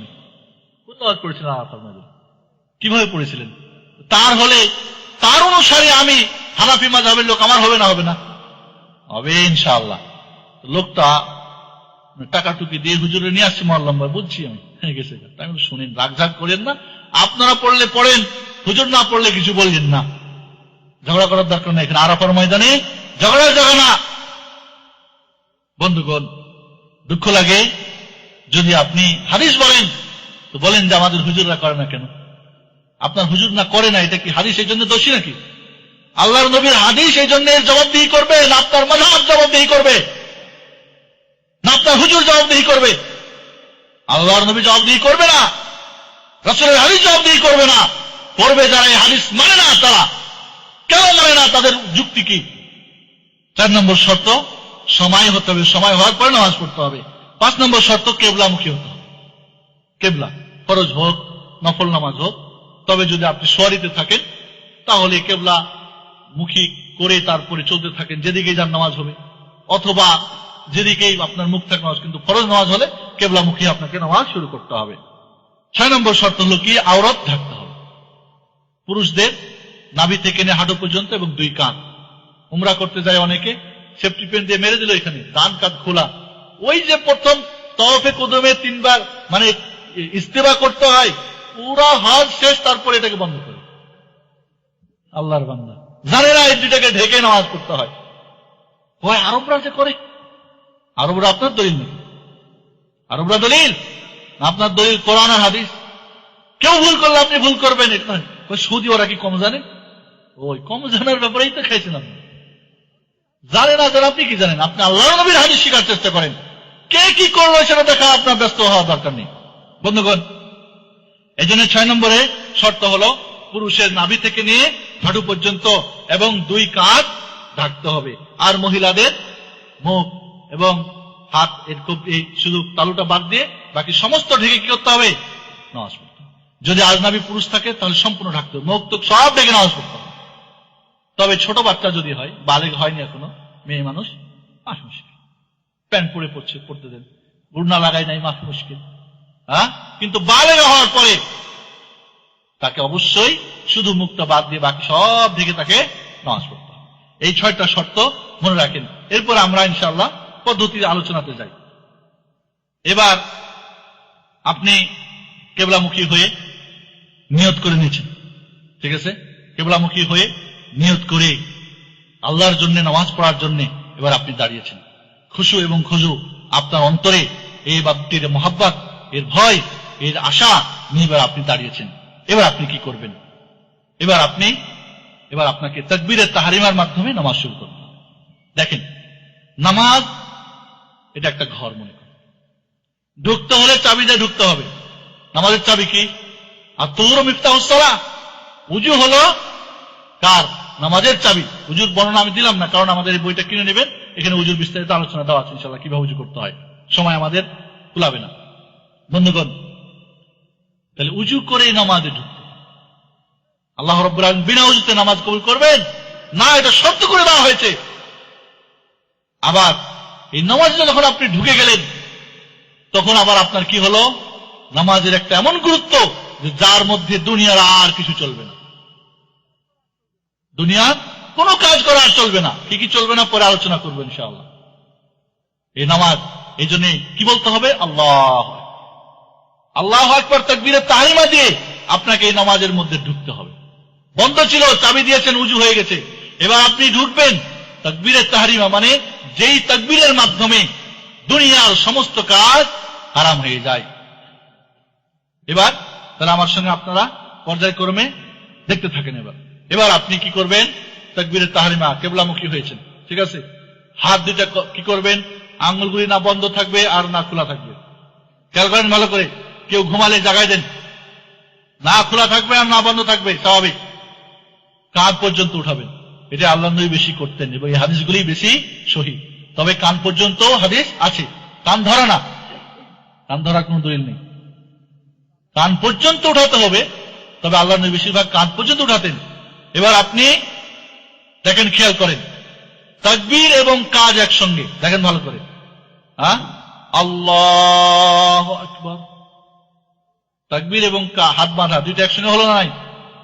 তাকবীর আগে পড়েন, আল্লাহু আকবার, কাজ পড়ে। আগে তাকবীর বলে দেন, এরপরে হাত বাঁধেন, হাত উঠিয়ে বাঁধেন। 2 3 নম্বর হলো আগে তাকবীর পড়ে, আগে হাত বাঁধেন, আল্লাহু আকবার। 3 ভাবে যায়, তাকবীর এবং হাত উঠা এবং বাঁধা একসঙ্গে এক। তাকবীর আগে, হাত পরে, হাত আগে বাঁধেন, তাকবীর পরে বলেন আল্লাহ। আবার দেখেন, খেয়াল করেন, আল্লাহু আকবার, হ্যাঁ, আল্লাহু আকবার, আল্লাহু আকবার। বুঝা আসছে না, আসে নাই? এই তিনটা আল্লাহর নবী করেছেন। কোন সময় এটা করেন, কোন সময় ওটা করেন, যেটাই করেন জায়েজ আছে। বুঝা আসছে? এবার আপনি তাকবীরে তাহরিমা বাঁধলেন কান পর্যন্ত বা কানের লতি পর্যন্ত উঠালেন। এবার আপনি আঙ্গুলগুলি কিবলামুখী থাকবে, সোজা হয়ে কিবলামুখী হয়ে দাঁড়াবেন। যদি জামাতে হন তাহলে কাঁধে কাঁধ, পায়ে পা মিলিয়ে দাঁড়াবেন, এটাও সুন্নাত। আমরা অনেক সময় কেউ যদি কাঁধে কাঁধ পায়ে পা লাগায় তো মনে করে এটা আমার মাযহাবে নেই। কোন মাযহাব এমন নাই, যে কোন হাদিস নাই যে আল্লাহর নবী কাঁধে কাঁধ মিলাতে নিষেধ করেছেন আর পায়ে পা মিলাতে নিষেধ করেছেন। না সহিহ আর না যঈফ, না জাল, না মিথ্যা। বরং আল্লাহ নবী বলছেন তোমাদের 2 পায়ের মধ্য দিয়ে বাচ্চা, বকরির বাচ্চা যেরকম যাতায়াত করে, আমি শয়তানকে দেখি তোমাদের 2 পায়ের মধ্য দিয়ে যাতায়াত করে। তোমরা লাইন সোজা করো, আর নাই তোমাদের অন্তরগুলি আল্লাহ বাঁকা করে দিবে। যদি লাইন বাঁকা থাকে তাহলে অন্তরগুলি আল্লাহ বাঁকা করবে। আজকে মুসলমানের মিল নাই কেন? এটা একটা কারণ। লাইন যখন আপনি কাঁধে কাঁধ, হযরত সাহল ইবনে সাদ সাহাবী বলছেন যে আমাদেরকে, হযরত আনাস সম্ভবত বলছেন যে সাহাবা ইকরামকে কাঁধে কাঁধ এবং পায়ে পা মিলিয়ে দাঁড়ানোর জন্য অর্ডার করা হতো। আল্লাহ নবী বললেন, আচ্ছা তোমরা যেভাবে ফেরেশতারা আল্লাহর কাছে আরশে আজিমে, ওইখানে মানে কি বলে ওটাকে, সপ্ত আকাশে আল্লাহর ওইখানে যেভাবে লাইনবদ্ধ হয়, তোমরা কি ওইভাবে লাইনবদ্ধ হতে চাও না? সাহাবা ইকরাম বললেন, কিভাবে ইয়া রাসূলুল্লাহ? বললেন, তারাসাউনা, তারা প্রাচীর ঢালা, সীসা ঢালা প্রাচীর মতো কাঁধে কাঁধ পায়ে পা মিলিয়ে, বুনিয়ানুম মারসুস, হ্যাঁ, ওইভাবে তারা দাঁড়াতো। কাজেই কাঁধে কাঁধ পায়ে পা মিলিয়ে দাঁড়াতে হবে। এর দাঁড়াতে হবে না, পায়ে পা লাগাতে হবে না, কাঁধে কাঁধ লাগাতে হবে না, এই যে না, এটা তো অর্ডার হয়েছে, করতে হবে না। এর পক্ষে না কোনো সহিহ, না কোনো যঈফ, না জাল হাদিস, বরং করতে হবে। এটা একটা সুন্নত। কেউ যদি না করে নেকি পাবে না, কিন্তু একটা সুন্নত কেউ যদি আমল করতে পারেন তাহলে কাঁধে কাঁধ পায়ে পা মিলিয়ে লাইন সোজা করে দাঁড়াতে হবে। আল্লাহ নবী কেউ সামনে থাকলে বলতে হয় পিছনে যাও, কেউ পিছনে থাকলে আগে যাও। হযরত ওমর ফারুক রাদিয়াল্লাহু তাআলা আনহুর যুগে একজন মানুষ নির্দিষ্ট ছিল, চাকরি, ওর চাকরি এটা, পিছন থেকে দেখে আসবে লাইন সোজা হয়েছে কিনা, কাঁধে কাঁধ পায়ে পা লাগছে কিনা। এরপরে হযরত উমরকে বলতেন যা হোককে, এরপরে নামাজ শুরু করতেন। আর আমাদের কি, ইকামাতের কাদকামাতিস সালাহ, কাদকামাতিস সালাহ, আল্লাহু আকবার বলে দিতে হবে। আল্লাহর নবী হযরত বিলাল রাদিয়াল্লাহু তাআলা আনহু কি করতেন, ইকামাত দিতেন। আল্লাহর নবী বের হয়ে আসতেন ঘর থেকে, আল্লাহর নবীকে দেখে ইকামাত দিলে তিনি আসতেন। দাঁড়াতেন, কে আগে কে পিছনে, লাইন সোজা হয়েছে কিনা, ইস্তাউ, সোজা হও, ইস্তাকিমু, ঠিক মতো লাইন করো, তারাসু, লাইন একে অপরে লাগাই নাও, শয়তানের জন্য জায়গা ছাড়ো না। এগুলি বলার পরে এরপরে নামাজ শুরু করতেন। আর আমরা কি একামাত দিয়ে কাদ কামাতিস সালাহ হলে আল্লাহ আকবার হয়ে গেল। এটা কি রাসূলের সুন্নত? সম্পূর্ণ রাসূলের সুন্নত বিপরীত কাজ। ইমামের দায়িত্ব লাইন সোজা করে নেওয়া। দেখা যায় একজন 4 আঙ্গুল পিছনে, একজন আগে, কেউ এতটুকু ফাঁক, কেউ অতটুকু, হয় কিনা? রাসূলের সুন্নতকে এইভাবে ত্যাগ করা হয় কিসের নামে? প্রচলিত নিয়ম। তো এইভাবেই তো করে সবাই। দেখে না কোনদিন তাকিদ করে যে এটা কি আসলে। বন্ধুগণ, এরপরে আপনি তাকবীরে তাহরিমা দিয়ে এবার হাত বাঁধবেন। হাত বাঁধার 3টা পদ্ধতি, ভালো করে দেখেন। একটা হলো কি, তালু আর তালুর উপর রাখা, ঠিক আছে? আর একটা হলো কি, এক কবজি আর এক কবজির উপর, এভাবে। আর একটা হলো পূর্ণ হাত, এক হাত আর এক হাতের উপর। বুঝে আসছে না? আসে নাই? একটা হলো এভাবে, একটা হলো এভাবে, হ্যাঁ, আর একটা হলো এভাবে। এই 3 ভাবে আল্লাহর নবী থেকে হাত রাখার হাদিস এসেছে। আপনি এইভাবে রাখেন, অথবা এইভাবে রাখেন, অথবা পুরো। সবচেয়ে সহি যেটা বুখারী শরীফের হাদিস, এইভাবে জেরা আলা জেরা, এক হাত আর এক হাতের উপরে। বুঝতে পারলেন? সহিহ ইবনে খুজাইমার হাদিস, একটা একটার উপরে। আবু দাউদ নাসাইর হাদিস, এইভাবে যেটাই করেন তিনটাই। তবে সবচেয়ে উত্তম বললাম কোনটা? এটা সবচেয়ে সহি। হাত তো বাঁধবেন, এখন রাখবেন কোথায়? ঠিক না বেঠিক? হাত কোথায় বাঁধবেন? আমার একটা ক্যাসেট আছে 1 ঘন্টার আলোচনা। আমাদের হানাফি মাযহাবের যারা বড় বড় মুহাদ্দিসিনে কেরাম, তাদের কথা দিয়ে ওখানে বোঝানো হয়েছে। তারাও বলছেন যে আমরা যেটা করি ওটা ঠিক না। এবার আসেন, হাত কোথায় বাঁধবেন, হাত কিভাবে রাখবেন, এটা তো পেলেন, ঠিক আছে? রাখবেন কোথায়? একদল হাত ছেড়ে নামাজ পড়ে। মালিকি মাযহাবের কিছু লোক আছে যারা হাত ছেড়ে নামাজ পড়ে। আবার কিছু আছে নাভির নিচে হাত রাখেন। আবার কিছু আছে যারা নাভির উপরে হাত রাখেন। আবার কিছু আছে যারা বুকের উপরে রাখেন। ঠিক আছে? ঠিক। হাত ছেড়ে নামাজ পড়ার কোন দলিল নেই। বুঝে আসছে না? আসে নাই? তাহলে ওটা ক্যান্সেল, শেষ। নাভির নিচে হাত রাখার ব্যাপারে 4টা হাদিস এসেছে, 4টাই অগ্রহণযোগ্য। এটা আমি বলছি না, বড় বড় আলেম যারা, আল্লামা ইবনুল হুমাম ফাতুল কাদির খোলেন, আল্লামা জাইলাই নাসবুর রায়া খোলেন, হ্যাঁ, আল্লামা আনোয়ার শাহ কাশ্মীরি, তার কথা শুনেন। বরং আনোয়ার শাহ কাশ্মীরি তো আরো বেড়ে বলছেন যে ভারত মহাদেশের সব শ্রেষ্ঠ মহাদেশ ছিলেন এক সময়। বলছেন যেটা কি হয়ে গেছে, ফাওকা সদরের জায়গায় তাহাতাস সুররা হয়ে গেছে। ফাওকা সদর মানে বুকের উপর রাখবে, এর জায়গায় তাহাতাস সুররা মানে এটাকে পরিবর্তন করে নাভির নিচ বানিয়ে দেওয়া হয়েছে। বরং ইবনে আবি শাইবার অরিজিনাল রিওয়ায়াতে এইটা নাই, নাভির নিচের রিওয়ায়াত। এবং এখানে আব্দুর রহমান বিন ইসহাক আল ওয়াসিতি আল কুফি সকল মুহাদ্দিসিনদের নিকটে দুর্বল, যার হাদিস গ্রহণযোগ্য না। তাহলে নাভির নিচে হাদিস সহি না, আল্লাহর নবী থেকে প্রমাণিত না। নাভির উপরেও একই অবস্থা। তাহলে বাকি থাকলো কি? বুকের উপরে। বুকের উপর ছাড়া, বুকের নিচে, নাভির নিচে হাত ছাড়া কোনটার দলিল নেই, বা বাকিগুলি জয়ীফ, দুর্বল। সহি হাদিস যদি আমল করতে চান, যেটা আল্লাহর নবী থেকে প্রমাণ, সেটা হলো বুকের উপরে, সাথে এইভাবে রাখেন, আর এইভাবে রাখেন, আর এইভাবে রাখেন। এভাবে রাখলে তো এমনি বুকের উপর হয়ে যায়। এই জন্য ইমাম বুখারী রাহমাতুল্লাহ আলাইহি অধ্যায় বেঁধেছেন যে বুকের উপরে এক হাত আর এক হাতের উপর রাখা, কারণ এইভাবে রাখলে এমনি বুকের উপর হয়ে যায়। আপনি এইভাবে করে কি নামের নিচে গেলে কেমন হবে? পুজো হয়ে হাত বাঁধবেন? তাহলে আল্লাহর নবী থেকে এই বুকের উপরে হাত বাঁধাই সহি, বাকিগুলি হয় হাদিস নেই অথবা জয়ীফ, দুর্বল। আমল আপনার ব্যাপার, আপনি শুনেন ভালো করে, আগে আমল করবেন না করবেন সিদ্ধান্ত আপনি নেবেন। এবং কেউ যদি প্রমাণ করতে পারে যে বুকের ওপর ছাড়া নিচের গুলি সহি, তাহলে তার জন্য পুরস্কার আছে ইনশাআল্লাহ। এরপরে হাত বাঁধা হয়ে গেল, ঠিক আছে? এবার আপনি হাত বেঁধে এবার আপনি সানা পাঠ করবেন, ঠিক কিনা? সুবহানাকা আল্লাহুম্মা ওয়া বিহামদিকা ওয়া তাবারাকা ইসমুকা ওয়া তাআলা জাদ্দুকা ওয়া লা ইলাহা গায়রুকা, অথবা আল্লাহুম্মা বা'id বাইনি ওয়া বাইনা খাতায়ায়া কামা বা'adta বাইনাল মাশরিক ওয়াল মাগরিব, আল্লাহুম্মা নাক্কিনি মিন খাতায়ায়া কামা নাক্কাস সাবুল আবয়াজু মিনাদ দানাস, আল্লাহুম্মা আগসিলনি মিন খাতায়া বিল মাই ওয়াস সালজি ওয়াল বারাদ। এটা আল্লাহর নবী থেকে 12 প্রকার সানা এসেছে। এই দুটার একটা পড়েন, যে কোনো একটা পড়েন। সুবহানাকাল্লাহুম্মা ওয়া বিহামদিকা, আমরা জানি তো সবাই আল্লাহ করে, এটা পড়েন।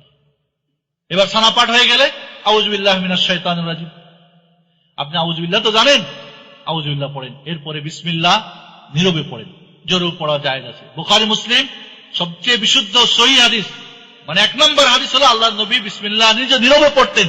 তবে সুনান গ্রন্থের হাদিসে এমনও পাওয়া যায় আল্লাহর নবী জোরেও পড়েছেন। কেউ যদি পড়ে, কেউ কেউ পড়ে দেখেছেন, হয়তো জায়েজ আছে, জায়েজ আছে, তবে নীরবে পড়াই উত্তম। এবার বিসমিল্লাহ সহ সূরা ফাতিহা পড়বেন। বিসমিল্লাহির রহমানির রহিম, আলহামদুলিল্লাহি রাব্বিল আলামিন, আর রহমানির রহিম, মালিক ইয়াউমিদ্দিন, ইয়াকা না'বুদু ওয়া ইয়াকা নাস্তাঈন, ইহদিনাস সিরাতাল মুস্তাকিম, সিরাতাল লাযীনা আন'আমতা আলাইহিম গায়রিল মাগযুবি আলাইহিম ওয়ালাদ-দাল্লিন।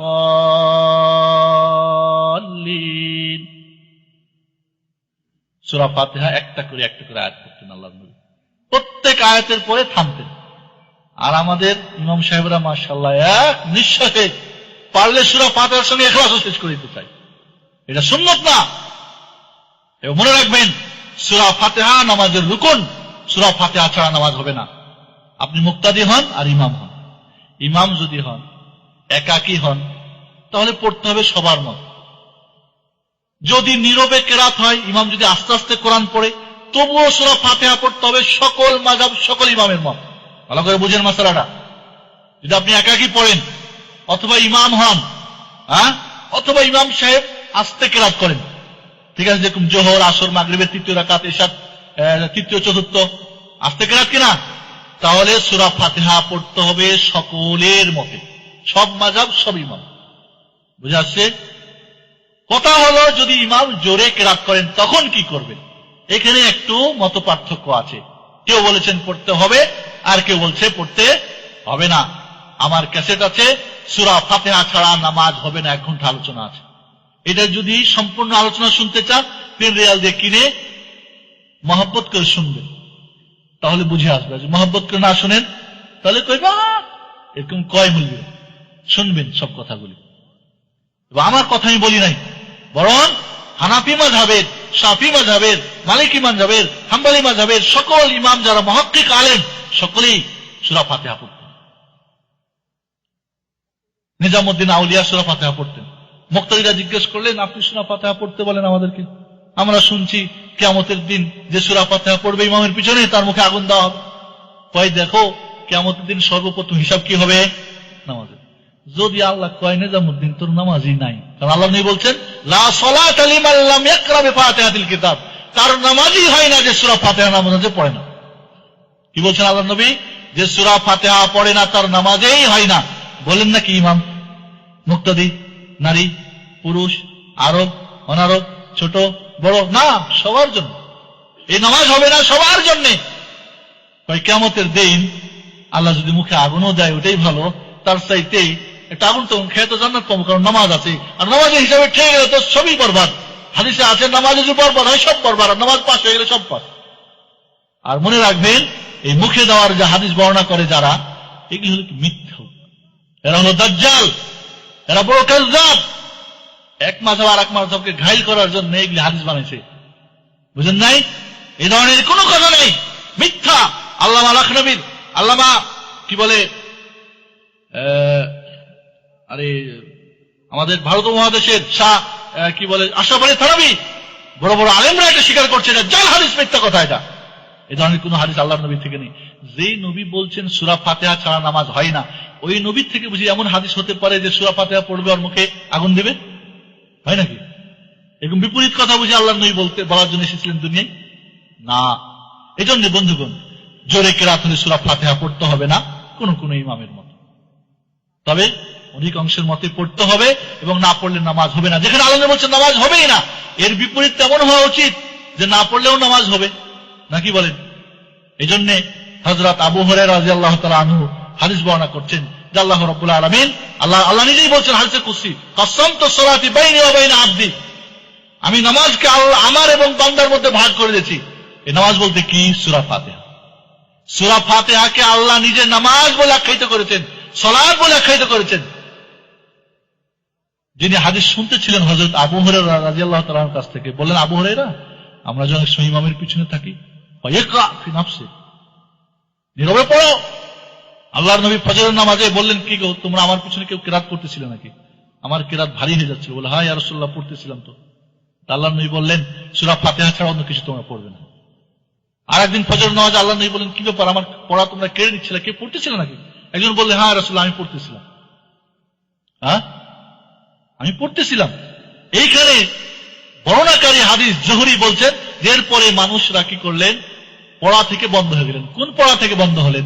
এটাই হলো দলিল যারা বলছেন পড়তে হবে না। কোন পড়া থেকে বন্ধ হলেন? সূরা ফাতিহার অতিরিক্ত পড়া থেকে বন্ধ হলেন। জোরে জোরে পড়া, যেই পড়লে আল্লাহর নবীর পড়ার সঙ্গে টক্কর হতো। 1 কোটি মানুষ যদি ইমামের পিছনে নামাজ পড়ে, নীরবে পড়ে, কোনো টক্কর লাগবে? তাহলে সব হাদিসের আমল হয়ে গেল। আল্লাহর নবীর এক কথা কথার মধ্যে বিরোধী নেই, আমাদের বোঝার বিরোধী। তারপরও যদি কেউ না মানতে চান, ঝগড়া করবেন না।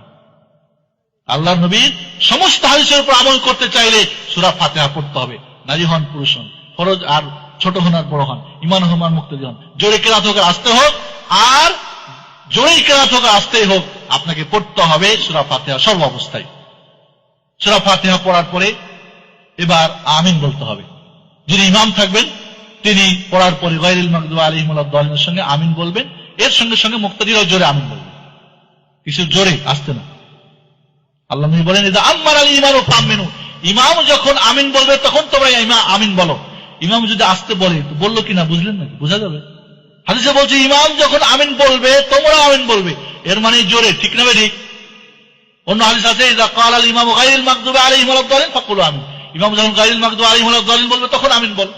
এই দুই হাদিস একসঙ্গে আমলের যোগ্য হলে এইভাবে, ইমাম গায়রিল মাগদুবি আলাইহিম ওয়ালাদ-দাল্লিন বলে আমিন বলবে, মুক্তাদিও আমিন বলবে, জোরে আমিন বলতে হবে। আল্লাহর নবীর হাদিস থেকে, আল্লাহর নবীর জোরে আমিন বলার হাদিসগুলি সহিহ, আস্তে বলার কোন সহিহ হাদিস নেই, কোন সহিহ হাদিস নেই। মাদ্দা বিহা সাওতাহু, রাফা বিহা সাওতাহু, খাফাদা বিহা সাওতাহু, রাফা বিহা সাওতাহু। আল্লাহর নবী এমন জোরে আমিন বলতে, আল্লাহর নবীর মসজিদে খেজুর পাতার মসজিদ গুমগুম করে শব্দ হতো। খেজুর পাতার মসজিদ আস্তে আমিন বলে গুমগুম শব্দ হবে নাকি ভাই? হবে না। আলহামদুলিল্লাহ, আজও হারামাইনে ওই জোরে আমিনের আমল আজও আছে আল্লাহ করে। এই জন্যে আমিন তো সবাই বলতে হবে, সব মাযহাবেই সব ইমামরাই আমিন বলতে বলেছেন।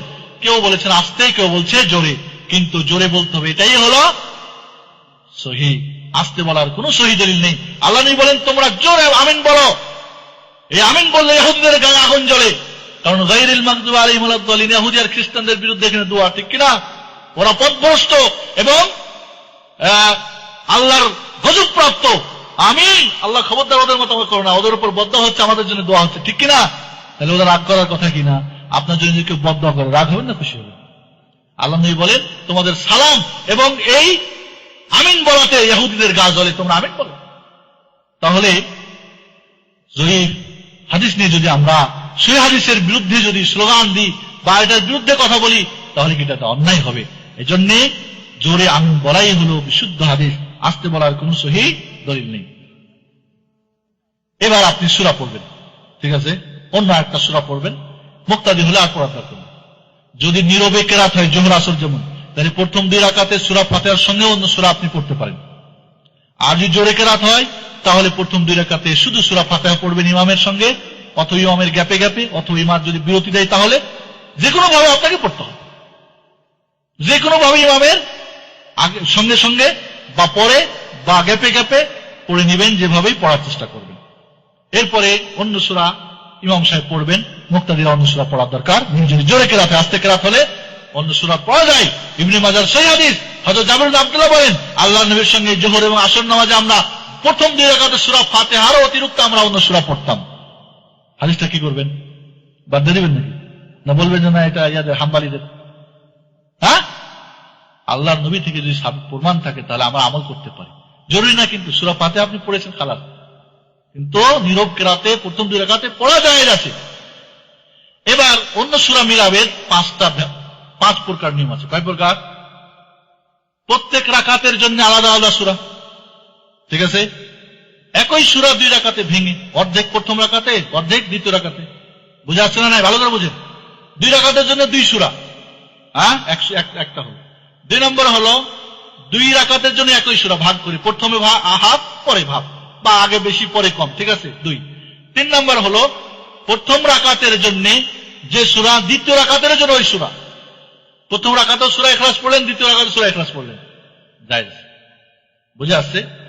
চতুর্থ প্রকার হলো একই রাকাতে একাধিক সূরা, 2টা 3টা 4টা মানুষ। প্রথম রাকাতে সূরা ফাতিহার পরে 3টে সূরা পড়লেন, 2টা পড়লেন, 5টা পড়লেন, মাস মুশকিল, জায়েজ আছে, ঠিক আছে? তাহলে প্রত্যেক রাকাতের জন্য আলাদা সূরা, এক সূরাকে ভেঙে হাফ হাফ করে বা কম বেশি করে 2 রাকাতে পড়া, ঠিক আছে? একই সূরাকে 2 রাকাতেই পড়া, ঠিক আছে? ঠিক আছে? একই রাকাতেও একাধিক সূরা পড়া। প্রথম রাকাতও 3টা পড়লেন, 4টা পড়লেন, দ্বিতীয় রাকাতও 4টা 5টা পড়লেন, ঠিক আছে? পঞ্চম সূরত হলো যে আপনি সূরা ফাতিহা পড়ার পরে অন্য যে কোনো সূরা পড়ার আগে আগে ইখলাস পড়বেন। সূরা ইখলাস পড়ে তারপর অন্য কিরাত পড়বেন, এটাও যায়। আল্লাহর নবীর এক সাহাবী, আনসারী সাহাবী, কুবা মসজিদের ইমাম ছিলেন। তো উনি সূরা ফাতিহা পড়ার পরে এরপরে সূরা ইখলাস পড়ার পরে অন্য সূরা পড়তেন প্রত্যেক রাকাতে। তো মুক্তাদিরা বললেন যে ভাই এটা ছাড়ার না, ইমামতি ছাড়ো। কই ইমামতি ছাড়তে রাজি, কিন্তু আমি এটা ছাড়তে রাজি না। কই চলো তাহলে আল্লাহর নবীর দরবারে। বুঝেন ভালো করে, নতুন জিনিস দেখলে মানুষ কি করে? নতুন জিনিস দেখলে মানুষ প্রশ্ন করে, না এটা হবে না, ঠিক না বেঠিক? এটাই নিয়ম। সাহাবায়ে কেরাম নতুন জিনিস দেখেছে, ইমাম সাহেব প্রত্যেক রাকাতে সূরা ফাতিহার পরে ইখলাস পড়ে তারপর অন্য সূরা পড়ে, এটা নতুন জিনিস, আল্লাহর নবী তো এভাবে পড়েন না, ঠিক না বেঠিক? তাহলে এটা হবে না ভাই, ছাড়ো না, ইমামতি ছাড়ো। হ্যাঁ, আমার দেশে যখন যৌথ দোয়া বিদআত প্রচার শুরু হয়েছে, অনেক ইমামরা ছাড়তে চাই। মুতাল্লি কয়, হয় চাকরি ছাড়েন আর নয় দোয়া করেন, হয় মিলাদ করেন আর নয় চাকরি ছাড়েন। বুঝেন না? হয় এটা করেন না এটা ছাড়েন। তো নতুন জিনিস দেখলে, কারণ সারা জিন্দগি মিলাদ করছে, এখন মিলাদ করবে না, নতুন এদের কাছে। হ্যাঁ, সারা জিন্দগি দোয়া করছে, দোয়া করবে না, নতুন। তো সাহাবায়ে কেরাম রাদিয়াল্লাহু তাআলা নতুন জিনিস দেখে বলে, না এটা ইমামতি ছাড়ো নাই, সূরা এইভাবে পড়া ছাড়ো। বলে না, আমি সূরা ইখলাস পড়া ছাড়বো না। চলো আল্লাহর নবী, বা আল্লাহর নবী ওখানে গেছিলেন কুবাতে, আল্লাহর নবীকে পেশ করা হলো। আল্লাহর নবী বললেন ছেড়ে দাও তুমি। বলি না, ছাড়বো না। আমি কেন ছাড়বো না? বললেন যে ইয়া রাসূলুল্লাহ, আমি এই সূরা ইখলাসকে মহব্বত করি। কি করি? ভালোবাসি। আল্লাহর নবী বললেন এই সূরা ইখলাসের ভালোবাসাই তোমাকে জান্নাতে প্রবেশ করিয়েছে। আল্লাহু আকবার, করিয়েছে। আদখালাকাল জান্নাহ, জান্নাতে প্রবেশ করাই দিয়েছে, করবে না। চিন্তা করলেন? তাহলে আল্লাহর নবী কি সম্মতি দান করলেন কিনা যে প্রত্যেক রাকাতে সূরা ফাতিহার পরে ইখলাস পড়ার পরে অন্য সূরা পড়বেন, যেটা আল্লাহর নবী সম্মতি দিয়েছেন।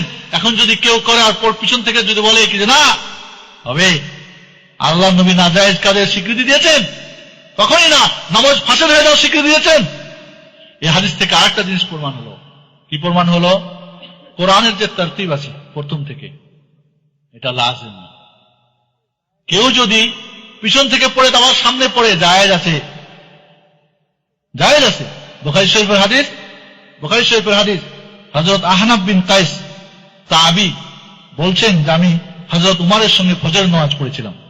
তিনি প্রথম রাকাতে সূরা কাহাফ, সূরা কাহাফ কোন পারায়? 15 পারায়। দ্বিতীয় রাকাতে সূরা ইউনূস 12 পারা, অথবা সূরা ইউসুফ 12 পারা, অথবা সূরা ইউনূস 11 পারা পড়লেন। হযরত উমরকে কি দেখেছে আহনাফ বিন কাইস পড়তে?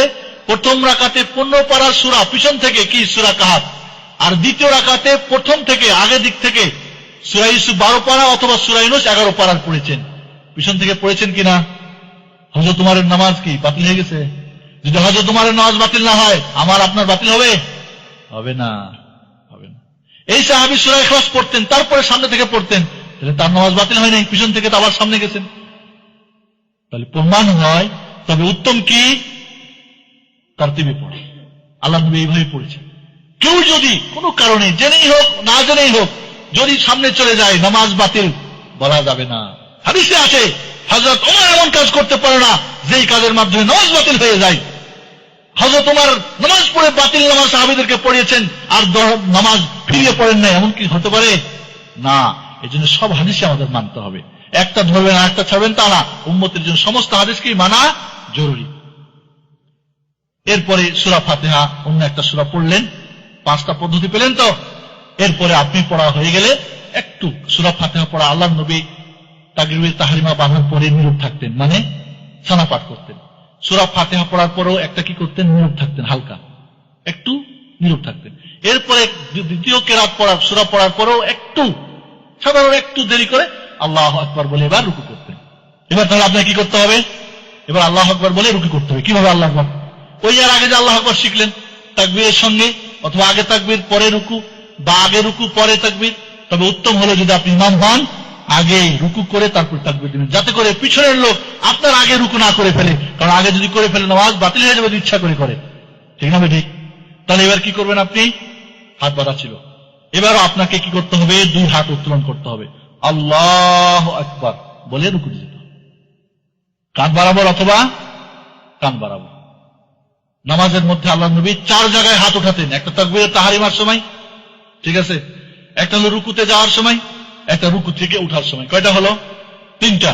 আর একটা হলো প্রথম বৈঠক করে উঠে তৃতীয় রাকাতের জন্য যখন উঠতেন তখন আল্লাহু আকবার। আবার পরে বলতেছি, তাহলে আল্লাহু আকবার বলে রুকু করবেন, হাত উঠিয়ে আল্লাহু আকবার রুকুতে যাবেন। মনে রাখবেন প্রত্যেকটা জায়গায় রফলে দেন বলে 2 হাত উত্তোলন, প্রত্যেকবারে 10 করে নাকি পাবেন। কত করে নাকি? 10।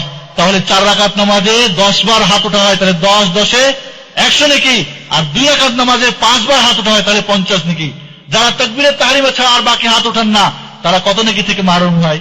4 রাকাতে 90 নাকি থেকে, আর 5 রাকাতে 40 নাকি থেকে মাহরুম হয়। দৈনিক 5 ওয়াক্তে সব নামাজ মিলিয়ে কত নাকি মাহরুম হন। মনে রাখবেন আল্লাহর নবীর যতগুলি রফলে দেন হাত উত্তোলন করতে হবে, এরও ক্যাসেট বানাইছি আমি আলাদা করে, 1 ঘন্টার আলোচনা আছে। বুঝতে পারলেন? আল্লাহর নবী যখন ইন্তেকাল করেন মোটামুটি 1,14,000 সাহাবী বেঁচে ছিলেন। 1,14,000 সাহাবীর মধ্যে শুধুমাত্র আব্দুল্লাহ ইবনে মাসউদ, ভালো করে শুনেন, আব্দুল্লাহ ইবনে মাসউদ সাহাবী বলছেন যে আল্লাহর নবীকে আমি তাকবীরে তাহরিমা ছাড়া আর কোথাও হাত উঠাতে দেখি নাই। একজনের না দেখা বাকি সবার দেখা কি না হয়ে যায় নাকি? দেখেন নাই তো কি হয়েছে মুশকিল? এই যে আপনারা যা শুনতেছেন সবাই কি ভালো শুনছে? ওই যে এক ভাই ঘুমাচ্ছে, উনি কি বলবেন? হ্যাঁ শুনেনি? তাহলে নামাজরত অবস্থায় আল্লাহ নবী হাত উঠিয়েছেন, এটা সহিহ হাদিস দ্বারা 400 হাদিস 50 জন সাহাবী বর্ণনা করেছেন, মুতাওয়াতির হাদিস, যার মধ্যে আশারে মুবাশশারা আবু বকর, ওমর, উসমান, আলী, আরো 6 জন জান্নাতি সার্টিফিকেট প্রাপ্ত সাহাবী, 50 জন সাহাবী মুতাওয়াতির। ইসলামের এমন কোন মাসআলা নেই যেখানে এত সংখ্যক সাহাবীর এবং এত সংখ্যক হাদিস বর্ণনা হয়েছে। কোন ব্যাপারে একটা হয়েছে, কোন ব্যাপারে 5টা, কোন ব্যাপারে 3টা, 4টা, 400-এর অধিক হাদিস বর্ণনা হয়েছে শুধু হাত উঠার ব্যাপারে 50 জন সাহাবী থেকে। এরপর আব্দুল্লাহ ইবনে মাসউদ বলেছেন যে আমি আল্লাহর নবীকে তাকবীরে তাহরিমা ছাড়া আর দেখিনি, বলে এটা দ্বারা ওগুলি বাদ হয়ে গেছে। দেখি ঠিক আল্লাহর নবী ইন্তেকাল পর্যন্ত হাত উঠিয়েছেন, তারও সেই হাদিস দ্বারা প্রমাণিত, মৃত্যুর আগ পর্যন্ত। আব্দুল্লাহ ইবনে মাসউদের হাদিস দ্বারা আল্লাহর নবীর সব আমল বাদ হয়ে গেল? এটা বুঝার ভুল, বুঝার ভুল না। যেহেতু আব্দুল্লাহ ইবনে মাসউদ রাদিয়াল্লাহু তাআলা হাদিস দিয়ে আমরা ফতোয়া দিয়ে দিয়েছি, এখন যদি ওটাকে বাদ করে দিয়ে আমরা হাত উঠা শুরু করি তাহলে ওই রফলে দানি হয়ে যাবে। আপনি রফলে দানি হবেন না আল্লাহর নবীর খাঁটি উম্মত হবেন? রফলে দানি হবেন না আপনি আল্লাহর নবীর সুন্নাত আমল করবেন?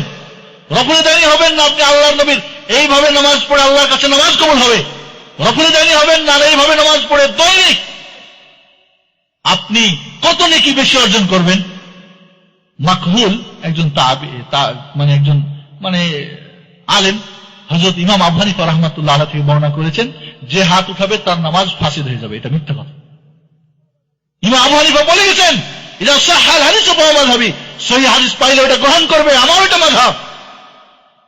সকল ইমামরা বলে গেছেন, 4 জন ইমাম রাহিমাহুল্লাহ জামিআন বলে গেছেন যখনই সহিহ হাদিস পাবে আমার কথাকে দেওয়ালে ছুঁড়ে দেবে, আল্লাহর কথা আল্লাহর নবীর কথা তোমরা গ্রহণ করবে। আচ্ছা কোন ইমাম কেমন কথা বলতে পারেন যে আমার কথা যদি আল্লাহ রসুলের কথার সঙ্গে বিপরীত হয় তাহলে আমার কথা ধরি আর ওগুলি বাদ দিও? কোন ইমাম বলতে পারে? একজন বাজে লোকই কথা বলবে না ভাই।